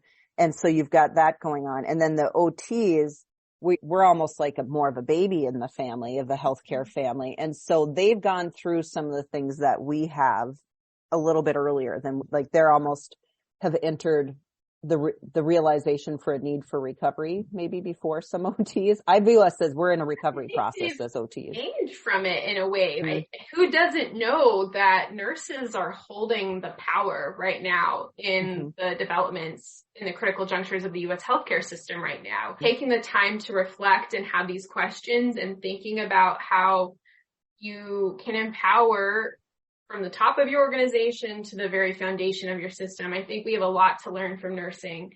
Yeah. So many other fields too. Like, one of the places that I see that scapegoating pattern play out a lot is with the applied behavioral analysis field and a lot of our discourse around that, which I know I'm going to have some probably controversial podcasts on in the future, because my relationship to applied behavioral analysis changed drastically once I entered the field and looking at more systemic change. I'm a big advocate for collaborating with every interprofessional practice, almost especially if we disagree with them, because there's so much potential for, like, growth and creativity through that tension in some ways, and an opportunity to advance OT's role, for example. However, what I find interesting about dialogues around schools with applied behavioral analysis is that nearly every human service profession utilizes behaviorism as the foundation. It's part of our economic system. It's part of how we reward. And I'm sure that's full of addictive patterning when we look at like what you're paid for, what you're not paid for, when we use punishment, when we don't. So what irritates me sometimes about the discourse around ABA is how much we can project some of our own skeletons onto a new coming field and avoid some of the accountability that we have of perpetuating systems of ableism, of behaviorism, of punitive practice, and failing to be holistic. Sometimes it's so easy to see those challenges in others, and that suggests the absence of a reflective practice. Because if we're actively projecting, we're not resolving. And often those things that bug us in systems and other people are the things that we need to invest in and look at. And when you give yourself that time and that permission to reflect and see where the systems are playing out around you, yeah, it is a painful process. It is not fun to get feedback. However, it also creates this like fertile soil that we can grow from and enjoy like the fruits of our labor. And what you're saying is that like nursing maybe started this when you were talking to them decades before OT having, and maybe we can help catalyze some of these conversations in the OT world where a couple of decades out from that, the fact that they had these conversations where they created an empowered role for everyone on the team to understand where they're positioned in the healthcare system. Now they carry a lot of the leverage. They took the time to have those conversations, that community building. If we're not even at a step that we can acknowledge that we have a problem, man, then we might as well be centuries away from solving it. And that's where I think I get so passionate about these relationships that we have with ourselves, with our team, with OT and OTAs, with other disciplines. And I think that's one thing that OS, like we were talking earlier, I had not realized how much other professions utilize occupational science as reason to justify their services, maybe even more so than a lot of occupational therapy professionals. And so therein lies, okay, there's some people who already know this language. So this whole issue we have about not being seen or nobody understands what we do, we often laugh at nobody knows what we do. I say part of why nobody knows what we do is because if we don't live it ourselves and it doesn't become an embodied thing, then a misalignment between our words and actions is going to make it harder to show what we do in some degree. I think you're right. I feel that there's some projection sometimes when we have this conversation. That was one of the things that came up in that thread. There was another thread in reaction to the OTP one that was also talking about how OT just needs to change its name to functional therapy. That would make everything easier if we're understood. And that to me was one of those things that was a red flag about how the loss of an opportunity that in the US for not having some conversation of OS in all the different areas of OT education. That exposure, if you don't have exposure to occupational science, it's easy to see where occupation is this clunky, frivolous term that's more of a barrier, a supporter of your practice. Because it's really occupational science. Okay, I think I want to outline a little bit of the historic context that helps me, because I think it will help for those who are hopefully listening to this conversation. At the birth of occupational therapy as a technical term and as a fully legally codified profession in the U.S. in the 1917, the turn of the century, the areas in the West where OT was developing as a professional thing between the UK, Canada, and the United States was specifically at a time where women were not systemically encouraged to have a role outside the home. And it was in the first couple decades where it was somewhat okay for women to have professions. And you could have a profession as long as it was related to your domestic role and hopefully didn't take up too much of your time. And particularly if it didn't disrupt a man's power over you. So there were certain sectors of privileged women that were able to get a formal education and they were systemically allowed to have a profession as long as it didn't detract from their domestic duties. And they weren't allowed to progress in their academic training beyond that profession. That was OT's history. And by the way, I believe it's Jennifer Creek that has done a lot of the academic work to outline a lot of this in some OT and OS textbooks. So anyway, OT systemically wasn't allowed to have her own scientists, wasn't allowed to have her own academics as largely a group of women. This is different than, I guess, the nurses had in their connection to doctors, a little bit more access to the educational system over time, but even they had to fight really hard, like you've discovered in working with them. But anyway, we haven't had in OT any autonomy over how we shape our science, how we shape our curriculum until really the 1990s. Here in the United States. We didn't end ties with the AMA structuring every aspect. So systemic sexism and paternalism, which is this idea that women cannot make decisions for themselves. They're inherently untrustable. That isn't to say that particularly white women don't have many systemic privileges and advantages and opportunities that are even more regressive for other marginalized status. But part of the problems that I've noticed in OT is systemic sexism over centuries at this point, limiting our ability to progress as a science. But you don't have a true understanding of what occupation is and what it means until you have occupational science. That is now the arm that we have co-developed with now over the past 34 years, that you don't know really what occupation is until you engage with occupational science and some of the discourse around these things. So it cycles back. We're projecting OT isn't understood because a lot of us haven't had systemically the opportunity to understand and develop what occupation is until the 1990s. So let's now get together and make up for lost time. It is now possible to understand what occupation is. And I believe firmly that a lot of you, if you learn and engage in these conversations, you'll start to cling to it and be like, no, we can't lose occupation. It is the magic dust that makes transformative practice happen. And that's very much the mission of this. And I think part of the mission of your work too, Kary, like it seems like you're helping with this relationship building and going outside, creating space outside of where, if you're in a space where it says, no, we can't do anything, shut down. Kary, do you think that is then an invitation from the universe to go find another space?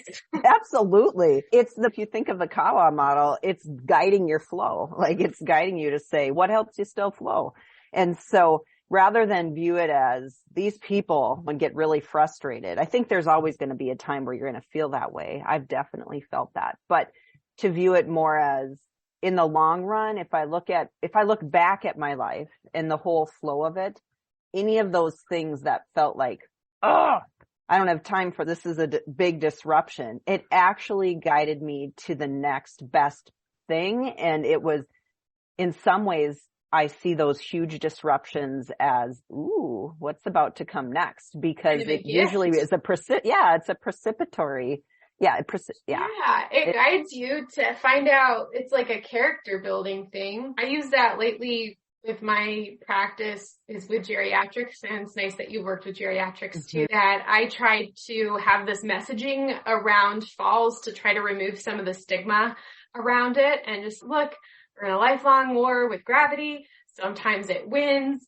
Everybody falls. You're keeping us in business. And I say it's not if you're going to fall, it's when you're going to fall. And the question is, what are we going to learn from this? Really be pivotal life learning event to set yourself up for quality of life. Like this can really be, which I guess is more of that addictive patterning, right? Because it's like, yeah, you literally hit rock bottom. There's nowhere to go but up from here. What are we going to do with this new lease on life and what you've learned from this occurrence? No, absolutely. And I think that's where, when I started blogging, I did it as a therapeutic release, much like what you were saying. I don't even know where to go with this. I was trying to pull all together what I was seeing and observing and having a lifelong role of being really a listener and a guardian for what's going on. Because a lot of times I think it's about just people so rooted in being right. They're not necessarily focused on being understood or understanding one another. And so there's this need for a huge amount of curiosity and pockets full of ampersands is the best way I could describe it. Let's have lots of ands. It's not about this. It's that black and white thinking is another hallmark of addiction. And so paying attention to if there's a lot of black and white stuff there, chances are there's an addictive system at play. And so that to me, if I'm getting stuck in that, helps me recognize, oh, what's the structure here, or what is it about this that might be problematic? And so like you said, there's all these opportunities. There's chances to notice whose voices in this addictive system are we trying to not listen to, pretend don't exist, that we're forced to just be quiet in order for this process to continue. How do we? That's interesting. Right? I didn't, so that it's shutting down dialogue and intentionally ignoring things, that's a hallmark of an addictive system. Right. Okay. Because we're going to discover that the addiction occurs. And so we got to pretend like somebody's the hero. It's just a way of distracting us. Look over here. Don't look at this real issue. And so we can see that even with OT about who's prevalent, who's not, what our commitment to making sure that there is a large variability in who we are as a profession and who are we actively seeking to build relationships with one another and to show it. I believe every human, if we actually spent the time to focus on who are you and what do you bring, and then safeguard our time and energy balance so we could actually do those things and respect that one person might be able to do 20 times more in a day than somebody else. And that doesn't mean they're better or worse than anyone else. Exactly. But how do we take everyone's brilliance and put it together in a way that is so much more impactful? And it supports it and creates an ecosystem of flourishing, which I think like nursing in its peak and best state, and I'm not saying nurses are perfect. We're all in this growth process. We're all learning to collaborate. But I do think that there are elements where you can see, oh, wow, you really want the CNAs to be the peak of what they can be. You want everybody in that system is in some ways empowered to hold their role, and they know their role in that system. And I'm not the biggest fan of a pure medical model, and that's why I like OTs are there. But there is this sense of you want everyone to be strongest in their expression. Yeah. Whereas I think OT, in being more of a feminine field, we have some of those historic Western stereotypes of women always being in competition with each other and it being threatening or systemically punished, like part of our role maybe has been. I'm speaking as a white woman from a more patriarchal culture lineage that I come from, where sometimes if you see a woman getting too powerful, too big for her britches, that tall buttercup or whatever, it can be rewarded in those cultures to shut that down and say, hey, look, that's not your role. Just like the history of OT, those uppity women that maybe wanted to build the science of our profession, they say, no, you get in line. The doctor tells you what to do. You sit down, you be quiet, missy. Or like little girls. Sure. I think to me, when you say unspoken, like I was thinking like, earlier, we were talking about the unspoken labor in homes and the domestic labor, how occupations are often imbalanced between the masculine and feminine, and that the masculine doesn't get as empowered to have a strong domestic role, and they get isolated and don't get access to that information. In the same way, a lot of OTs have been told to like shut up, be quiet, just do this small piece, okay? We just need you to address handwriting. We just need you to do ADLs. Sit down, be quiet, do as you're told.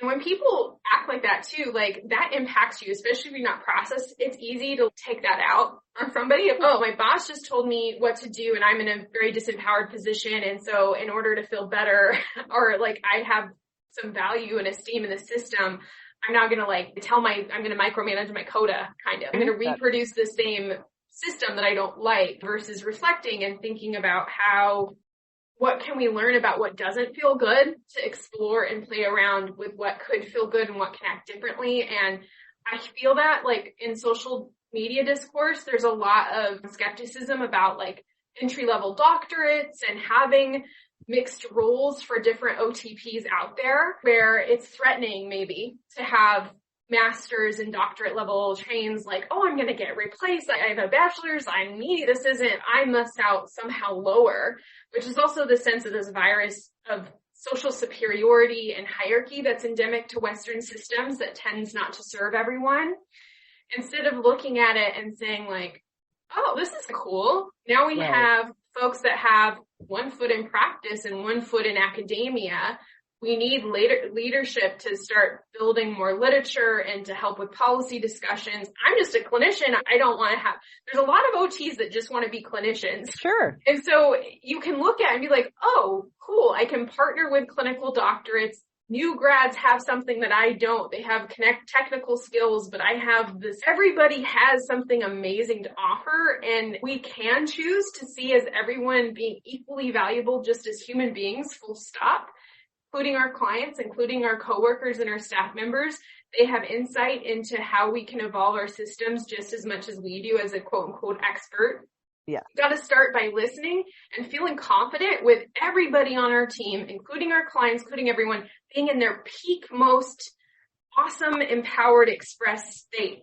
True confidence is where your value as a human being, irrespective of who's in your system, who's there.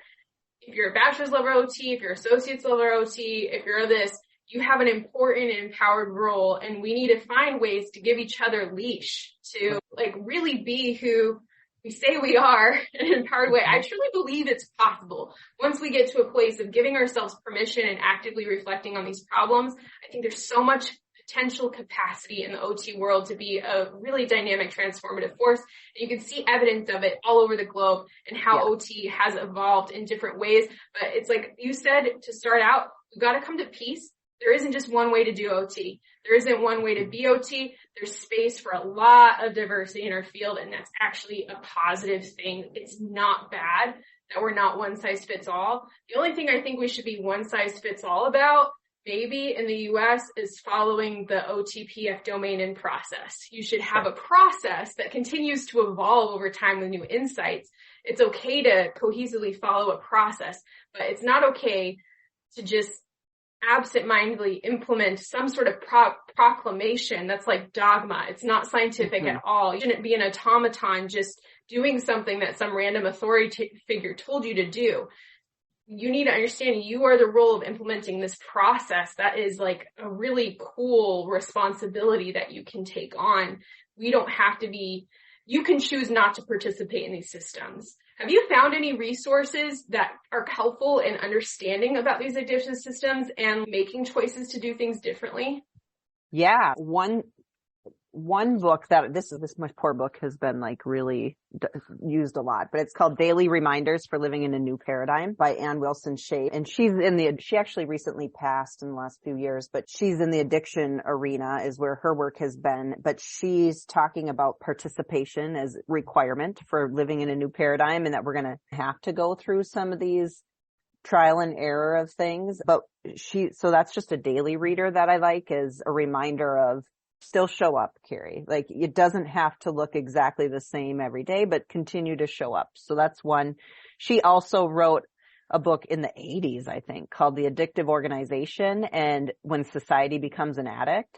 And so those are things like she was predicting back in the 80s that there was such an issue with addictive systems and organizations that by, I think she was saying 20 years from then, it's now been 40, that like 80 to 90% of people would be functioning in addictive systems and not even know it.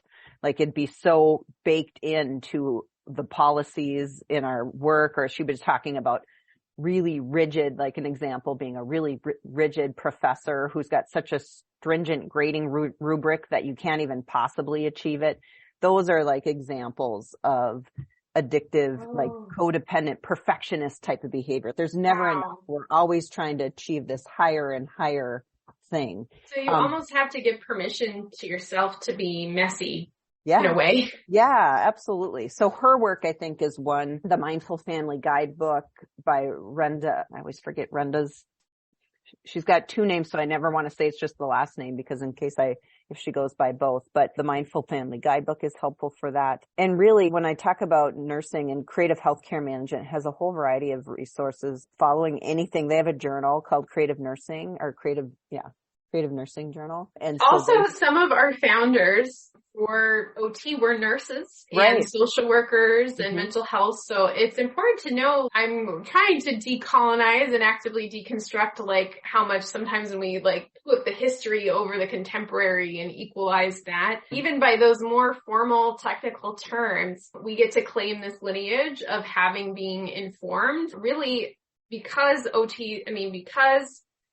OTs were systemically blocked from developing in academia for so long. Those that did progress had to pursue degrees in other disciplines that did enable and support that. So like Dr. Catherine Reed, she got her degree in library science. A lot of us, I think that's a beautiful gift now in a way because it allows us to be interdisciplinary thinkers and to think across these like divisions of thought and being more holistic and more transactional. Totally a different way of thought providing, but even in OS thing, it's not like we want to be mindful of things like appropriation and stuff like that, but you're allowed to be inspired and to notice and get insights from like the nursing literature, for example, thinking about what's worked for other groups. That is such a positive thing.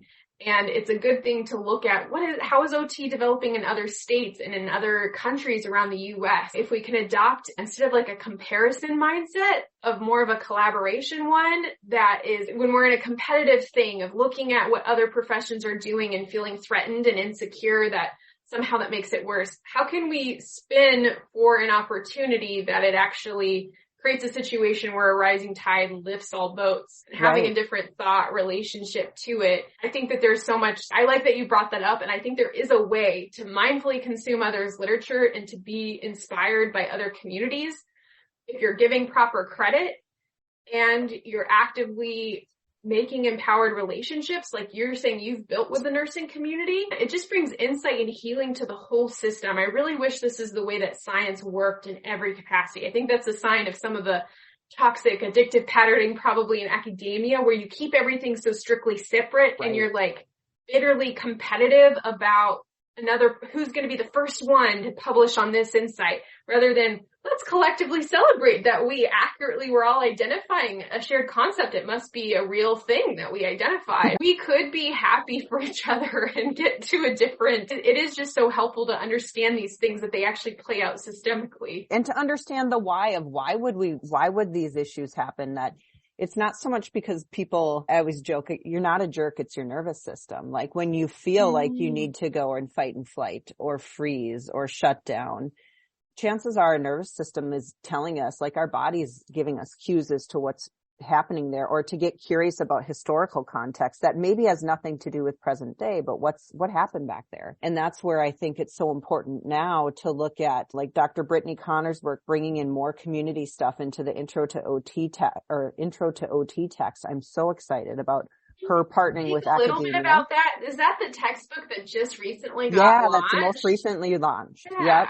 So I'm hoping that becomes a common thing because Dr. Connors is not from academia and she's bringing the community. So you see that bridging between academic lens and the community clinician lens. And I view her work as very community focused and looking at the broader whole and always calling us as OTs to come back into wanting better for us as a profession. So this was an introduction to occupational therapy text, and it was like the original text, like they probably might read it in that first introductory section or a pre-OT program, probably. Yep. And so you're saying the original author from that actively opened up an opportunity to partner with a clinician, somebody that wasn't traditionally. I don't know how that partnership launched, but I do know that it is the two different experiences coming together.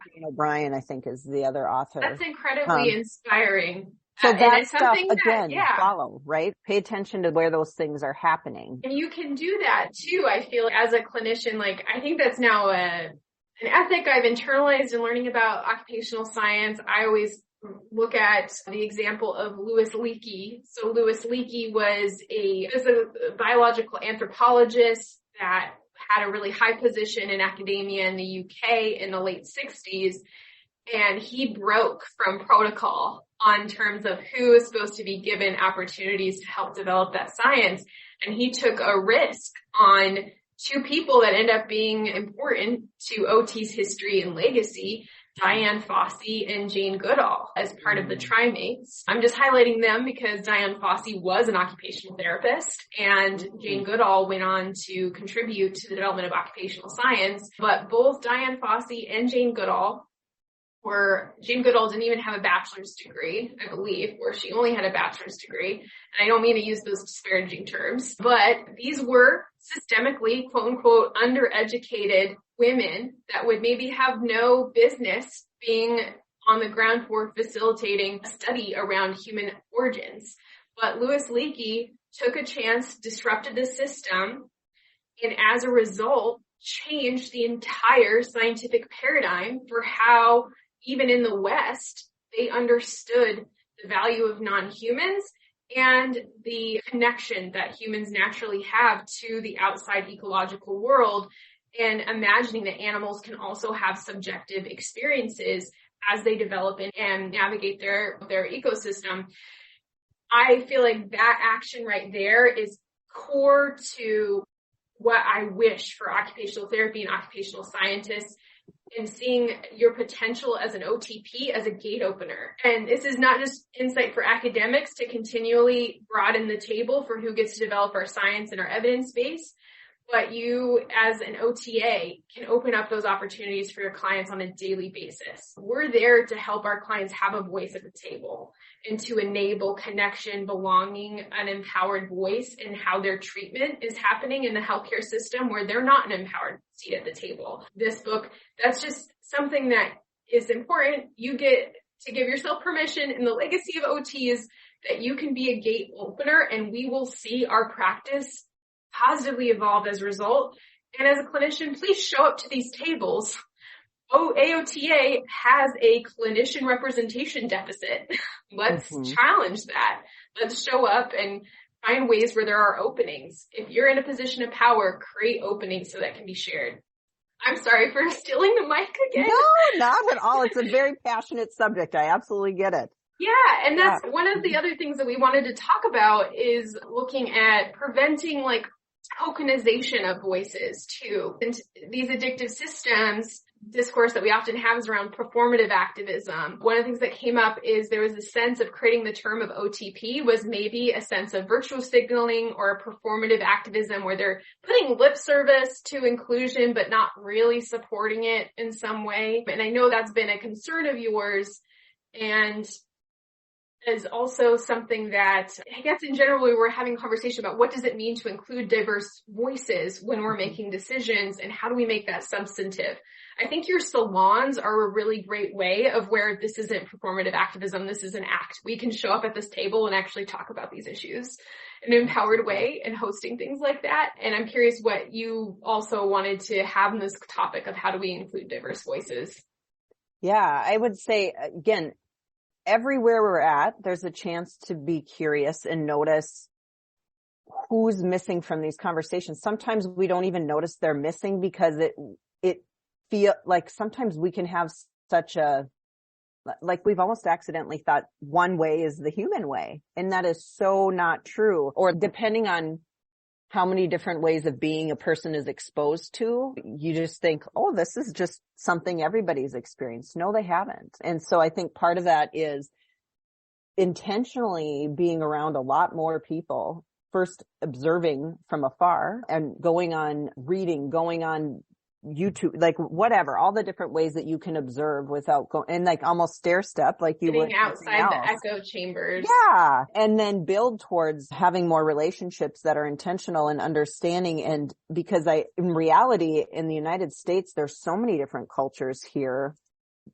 Theoretically, it should be this great big conference of the meeting of people from all over the world where there's so many opportunities born.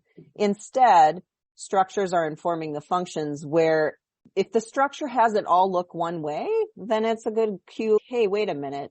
That might not be accurate. I definitely think that's not good science. I think that drives me crazy about the over standardization of trying to assume there's some magical standard and a way that a body is supposed to look, how it's supposed to. It's just like, when I was studying biology in my undergrad prior to going into OT, one of the things that we would study a lot and critique was some developments in agriculture.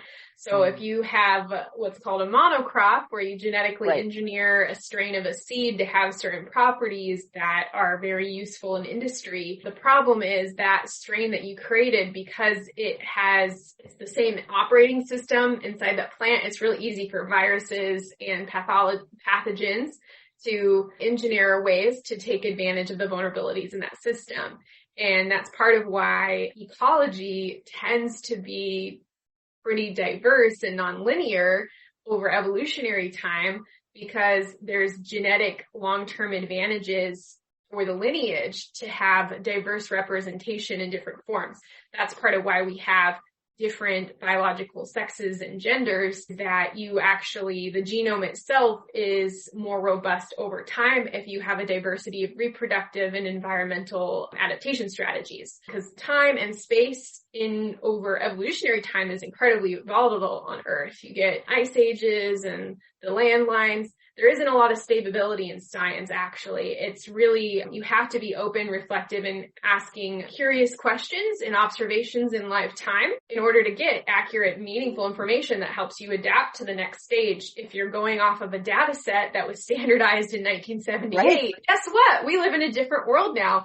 I personally will be so bold as to say, I think that the pre-COVID-19 normative data set, I think we've actually cleared the slate. I think humans are developing, my hypothesis is that humans are developing differently post-COVID, and that we can assume that they're a confounding data set from all of our normative statistical data pre-2020. I don't know if it's safe to assume that fine motor skills will unfold in the same continuum. And this is I can have this perspective in some ways because I invested early on in getting scientific literacy, and you got that early opportunity to develop OS literacy, and it almost seeps in unexpected ways. I think most of us go, okay, I just finished my community college degree, never using that again. Just finished my bachelor's degree, never using that again. Meanwhile, where am I going to actually make my money? But it's now that I'm going into my 30s, I'm actually saying, oh crap, that is the value that I got from investing 5 years in learning about field biology for some reason. I now can see things that maybe are different. It's a different perspective. How great is it that now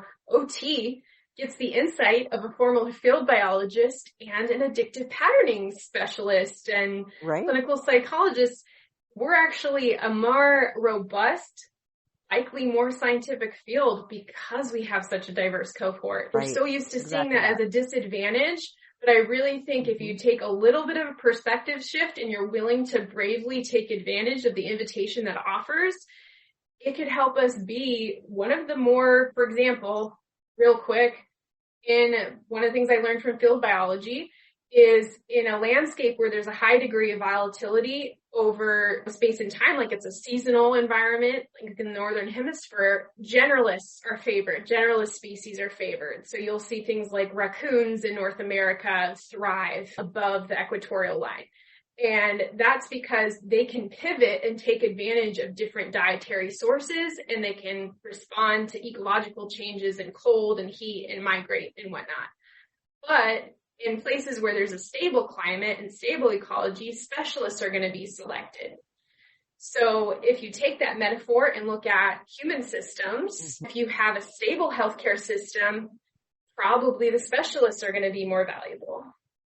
If you have an unstable human and health system, it could be that the generalists become more valuable. So then that prompts to me, why are OTs still trying to specialize when the outside environment is actually starting to favor generalists? And I would say too that as OTs, when I think about our opportunities as more generalists, I see the future of OT moving towards more community-based, that I see we're still in medical model, but I'm really intrigued by the community and wellness preventative stuff is what we understand about occupation, loss, deprivation, all those kinds of things and how it affects us. If we were almost like you think of general practitioners, the general medicine doctors, that if we're listening for the community needs as the general practitioners and then speaking to the different specialists, wouldn't society benefit far more from us being the listeners and guardians and help us figure out, okay, how do we reorder it in today's fast moving world? If we're serving in more consultative roles, I suspect that's the space, that's the leash you refer to. Give us that space. Wow. We give ourselves permission for that leash, because yes, I know that some of this sounds, that sounds too good to be true, or that can't be real, that generalists would ever be more valuable in a system. I think if you're giving yourself permission to look and are open for some of those insights, in the post-acute setting that I've worked in, there's been points in time where CNAs were pulling higher wages than OTRs and OTLs and other more senior nursing staff, because that's where the scarcity is in the system. At some point, whoever shows up and creates that meaningful change, which by the way is why I think ABA is so powerful and so threatening, is I think that they as a discipline went in a direction that I wish OT had considered about 40 years ago. Wish I was born 40 years ago or longer than that. But they used single subject research designs to test their hypotheses about the impacts of their interventions. So what they did is they took pre-data on the clients that they were working with. Then they introduced ecological interventions. One of the more cool things about ABA really is they actually take on a social model of disability from the start. It's ironic. They don't consider anything about the internal reality of the person. It's just fully the external reality. So they mostly mediate through creating changes in the environment and where the reinforcements in the system about what's motivating for that. So they introduced their more environmental changes, and then they pulled those supports away, and they showed that the client regressed without those supports. They then built the foundation of their therapy delivery model to be mostly community-based, like you're saying. They designed their intervention to empower the frontline technician. So the frontline technician in the ABA business model is the most important piece of the puzzle. It's not the one that they don't really want them changing the plan necessarily off the guidelines. And I personally, part of why I'm a proponent of ABA being a licensed, registered, accountable profession, because I think that ABA is incredibly dangerous when it's unregulated and there's no oversight. And if you get rid of ABA, you also get rid of the legal oversight protections, and you'll get people utilizing behaviorism without mechanisms of community accountability. So that's why I'll never advocate personally for getting rid of ABA. But at the same time, they have built what was I trying to make? It reinforces having a community-based model, and there's an advantage to delegating and empowering and giving that leash to everyone in the system, because humans are amazing and we're incredibly adaptive problem solvers. But if we require humans not to be humans and to resist some of those things, we're not getting the benefits of those transformative outcomes. And yeah, I might have to pass off to you because I totally lost my train of thought. No, and what I would say is you're really talking to us about whether you're a practitioner or a human or not. It doesn't matter. Any living being, presume competence, presume the fact that everybody has something to offer and is designed to do that. And when I think about that, and I think of some OTs in the field that help speak to that, is anything Dr. LaVon Fox does. Too, she's now currently doing some work on developing a program, I believe. I think it's the Turtle Mountain Technical College in North Dakota, but she's talking about decolonizing education and reinserting Indigenous ways. Just recognizing, to me, the colonization is equivalent with addiction. It's all part of the same system. It's so understanding how that is impacting us is huge. So I'd follow anything that she's doing. And also when I think of, which again ties back into Indigenous ways of knowing, is that Alice Hortop's work, and she's talking about belonging in the UK, and she's talking about some of the things that we've come to believe, like Maslow's hierarchy of needs, and recognizing that actually that work was based on Blackfoot Nation. And if you go back further, actually you'll find out there's a woman who talks about this, who actually has a direct tie to that, found out that the reason that Maslow's hierarchy is listed as it is because some business professionals got a hold of him and said, we don't want you to, they didn't want it portrayed the way that Blackfoot Nation exactly had done it. So they paid him off to have it be this levels of like, you're trying to reach self-actualization, when in reality, what he had witnessed was that Indigenous, the way they were raising them in Black people or their families in Blackfoot Nation was, you are born self-actualized. You're already complete. Your job is to notice how someone is part of a community so that the community can go on perpetually. That's how it was actually designed to work. But when we put profit out as the number one thing, we don't want people to think that, because that's not going to drive business. It disrupts the whole kind of systemic logic.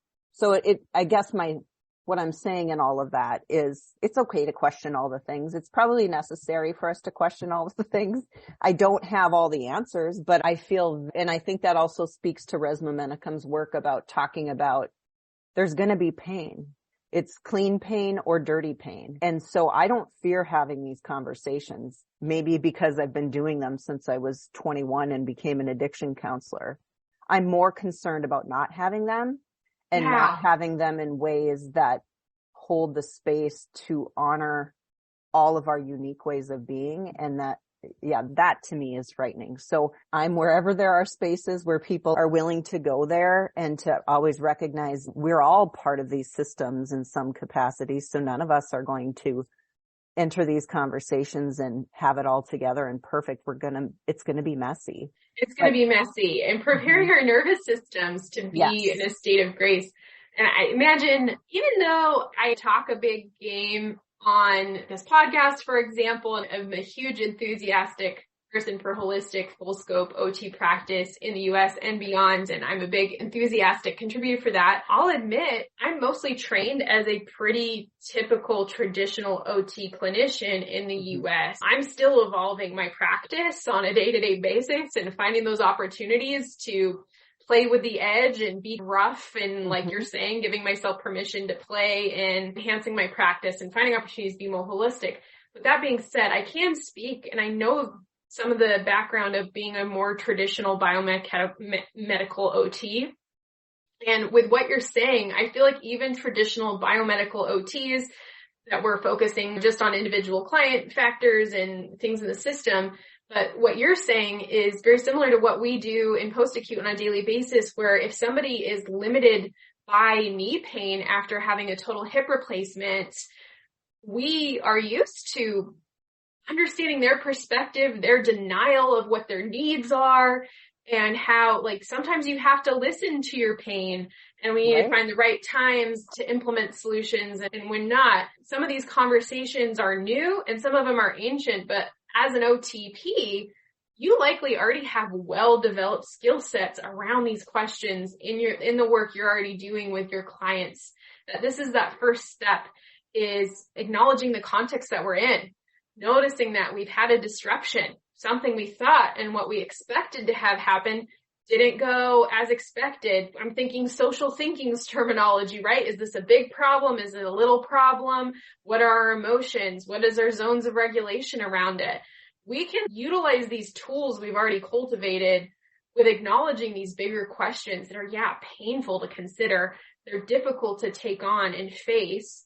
But that's just the first step. Once we face that, and then we get the right community, the right specialists that might come in unexpected forms, might not be in a hierarchy. I think I remember the train of thought was about how CNAs at certain times during the staffing shortage are pulling bigger wages, because I think the future of healthcare is going to go to those that show up, that move the needle. It really should be where the money is going, and something I'll be an advocate for.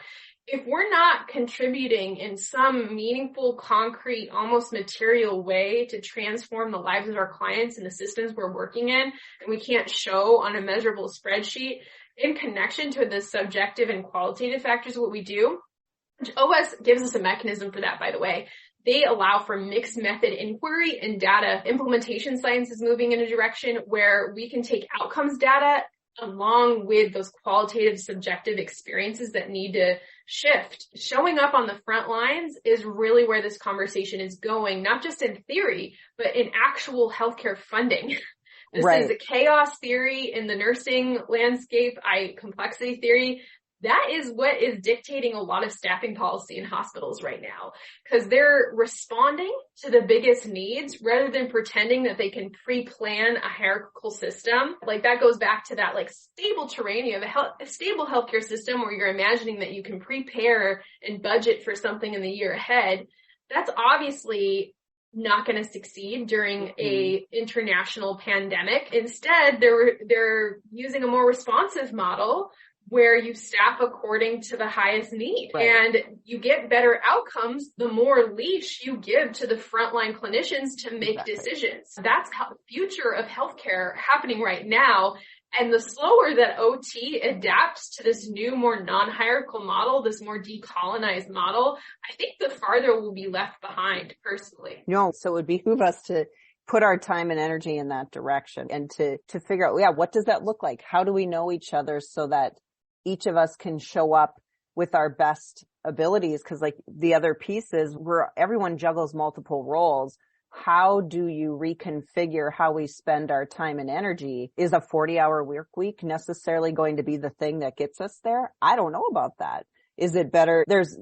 Are there better other ways that are waiting to emerge during this time? And Holacracy is a book about that too. There's a whole book about different ways to think. Yep. Why not? What I'm thinking, Kary, is I'll follow up with you to capture some of the references that you have, but I think we should have you on for another episode too, in applying some of these, because you have developed a tool of reflecting on your roles, and that might be a good transition. Right.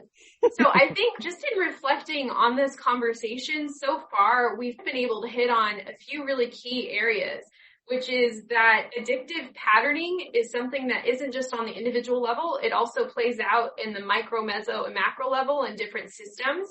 And that if you build some literacy in how addictive systems function and how they play out in systems and pair them with occupational science concepts, that can really increase your agency as an OT, because you can see where the limitations and where the opportunities are in those systems that you and your client are inhabiting. And it can create a basis for relationship building and reflective practices on how your environment is impacting you as an occupational being, and looking at building empowered relationships and partnerships within your ecosystem, your occupational ecosystem. And I think one of the other themes of this conversation is how can we share power, and how can we create openings and empower and give leash to yourself and to all of those that you're working with, including those who are the most on the front lines, and to move away from addictive patterning, which can look like perfectionism, micromanaging, getting very black and white and rigid, and seeing things as more of a one-size-fits-all. So we've discussed how occupational science literacy and just building community with broader interdisciplinary professionals has helped both Kary and I feel like it's not so discouraging to be practicing in these systems, because we can see paths and opportunities to find solutions. So we've talked about the advantage of getting some awareness of these concepts, how we're hopefully modeling for you that we were kind of in these systems. We got connected to people like Dr. Kristine Haertl, right? Okay. Chuck Christensen. For me, it was John White. But now, guess what? You have two OT clinician friends, OTPs, Josie Jarvis and Kary Gillenwaters. We're clinicians just like you. We want to be an inroad for you to feel like you can get exposed to this. And we want to connect you to opportunities to feel like you're at the table. And yes, let's have some of these conversations outside of work where it's more fun, more informal, and everyone's an equal at the table, right? And OTAs, I'm including you in this. You have an in now to OS. You can reach out to us. And so we've talked about some of the barriers to accessing OS in this conversation and how we're resolving that. So this is really going to be a group effort to address the addictive patterning in the OT community, in the systems that we inhabit. But we also talked about how if we put in the time to reflect and build community around these questions, we can follow the optimistic pathway of nursing, who's now more empowered than ever and is really meeting the community-based needs where they live, work, and play, and that we can partner with. So you get to be involved in this conversation. We're hoping to host this conversation, inspire more conversations, create new everyone, let's start a podcast. I think, Kary, you're starting a podcast or something like that. Is that right? Yeah. Yep. I do have, well, it's not an official podcast. I have it right on the blog or website to a life. We have Lives Well Occupied, Lessons from Near and Far as part of one of our segments. We're listening to everyday people, OT practitioners, students. It's everybody's coming to that conversation. Do you have any events coming up later on in this year? So March 16th, we've got actually 2 new clinicians and former students at our team. Marcy Drayton is an OTD and recent licensed professional, and then an OTA student who's a recent grad, Bailey Healy, are going to be hosting a conversation for OTAs and OTs to look at how do we collaborate. And they're also focused on the transition from student to new practitioner. So that's one conversation. We're going to talk more about rest as healthcare professionals in April. That's going to be a more interdisciplinary factor. And we've got a lot of cool stuff coming up down the pipe. So I'd say just look at our website or Facebook. If you look up To a Life Well Occupied, you'll find us. Perfect. And Kary is part of the OS Empowered OT, which I'm still needing to develop more. So exciting to have you as part of this conversation. And my goals for all of you OTPs and allied disciplines, people, humans in this conversation I hope you can feel that I want for you to have an empowered and equitable seat at this conversation. You're an important occupational being, and we are adapting to these challenges together, and we can make the most of it. And you got 2 allies here. They're hopefully to model being reflective and accountable and messy. Yeah. In these conversations and giving ourselves permissions to be messy, which is usually nice if that can be outside of work, even though eventually it's good and okay to bring those insights back to your more professional work environment. And you do have permission to do that with OT, OS, and our practice framework. And over time, we'll work together to give each other support and confidence to start shifting and evolving our practice and honestly our science that influences not just OT, but other disciplines all over the country. It's a point that we can have a really international influence on how we're understanding human beings and their needs in the contemporary modern world that is just getting more and more chaotic over time. Acknowledging that is just the first step to being able to support each other through it. Kary, I wanted to thank you so much for being open to being one of the first guests in the messy stages of the launch of this pod. And I really want to just thank you for your work and your bravery and commitment to self-reflection. And I look forward to just supporting you as a colleague and helping to amplify this example too, that hopefully we can keep finding other OTs that are really invested in bringing in a more reflective practice and supporting each other and helping to uplift the OTAs and the clients that we work with along the way. There's so much potential for OT, and I just thank you for investing in this even before we've had platforms to have these conversations. Yes, thank you. Thank you for inviting me. I feel honored to be among the first people in these conversations. And I would say that it's been interesting to see you, when I'm talking about making space for people to be in their genius, when I think of your voice at the table for occupational science, how it relates to all of us as OT professionals and what you're creating, I really want people to know, pay attention to what Josie's creating here, because it's, for one, what you're doing it's deep, it's rich, and it allows you to really have this central place to go to understand some core underpinnings of our profession in the occupational science, while also the way you've done it and making it so accessible. I think you just help us realize what's possible.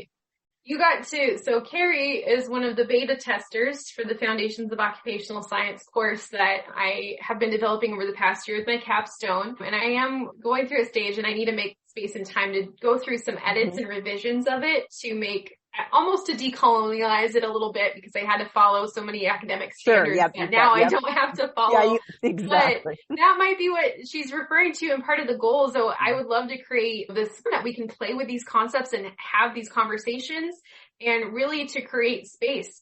And sometimes I think that is one of the most powerful things that we can do as OTPs is, even if we're not offering or creating anything, because most of what I'm sharing is also the insight from others and creating a platform where it can be shared. Sometimes the first thing we can do is just to create space for others to express and highlight their zones of genius, like you're saying. And that can be the therapy in the system, especially if it's trying to suppress and silence voices that could have insight for changing and getting out of the addictive powering. One of the first steps is just making space for those voices to be heard and being open and willing to listen. And if you're listening to somebody, it doesn't necessarily mean that it has to change your mind. Some of the best advice I ever got was listen to everyone and follow no one, because you're engaging with another perspective. Even if you hate it and it makes you uncomfortable and it makes you angry, it doesn't mean that those ideas are now like what you have to do. Sometimes you just can read and take in new perspectives just to understand where they're coming from. And it doesn't mean that your opinion has to change or your opinion's invalid. It's just being able to engage and appreciate and understand another human perspective. Yeah. No, so it's exciting times. It feels chaotic because it is, but just like birth, right before you give birth to something, it gets pretty messy. So this is what birth feels like. Nervous systems are well optimized and honed for chaos. I think humans are pretty good at that. And that's where we can trust sometimes our intuitions about these systems. I look forward to having future conversations with you, Kary, and we can connect on, I think it would be wonderful to highlight aspects of that model that you've been building that has some reflections. So that way there's some really tangible takeaways from how we can start applying some of these techniques to invest in the future of our practice now. Maybe some of these insights from these reflections, they might pay off in a year, 2 years, 3 years, 5 years, 10 years, but hey, we're planting those seeds. We're investing early. There's no better time than now to start engaging with these concepts. And hey, it's more fun if you're doing it outside of a university class. We don't have to take on those hangups of some of the patterns of academia that most of us didn't love and enjoy while we were in school. Now we get to learn on our own terms. Let's just have fun with it. My apologies for all the beeping that's happening. That's an example of being messy, is that sometimes even when you do everything that you think you've shut off everything, somehow I'm getting alerts for some other thing on my computer. Well, that's okay. I got some alerts too, and that might be able to edit them out too. There's one platform that does background noise, but this is a great point. Like we're taking imperfect action. This podcast is going to evolve a lot over time and repetition, and we're going to actively model starting a little bit messy and giving people choice that they can engage in the content the way that they feel comfortable doing so. Perfect. I'm wishing you off into a very hopefully restful, it's Monday. I'll be working the rest of the day, but I'm good. Monday is my Sunday now because I work on the weekend. So for me, it's my first day off in a while, but wonderful. But these are great questions to sit with you throughout your day and to let your subconscious sort of contemplate on. Thank you for everyone that's listening. And Kary, let's be in touch soon. Sounds good. Thank you, Josie. Thank you, everyone. I'll just stop.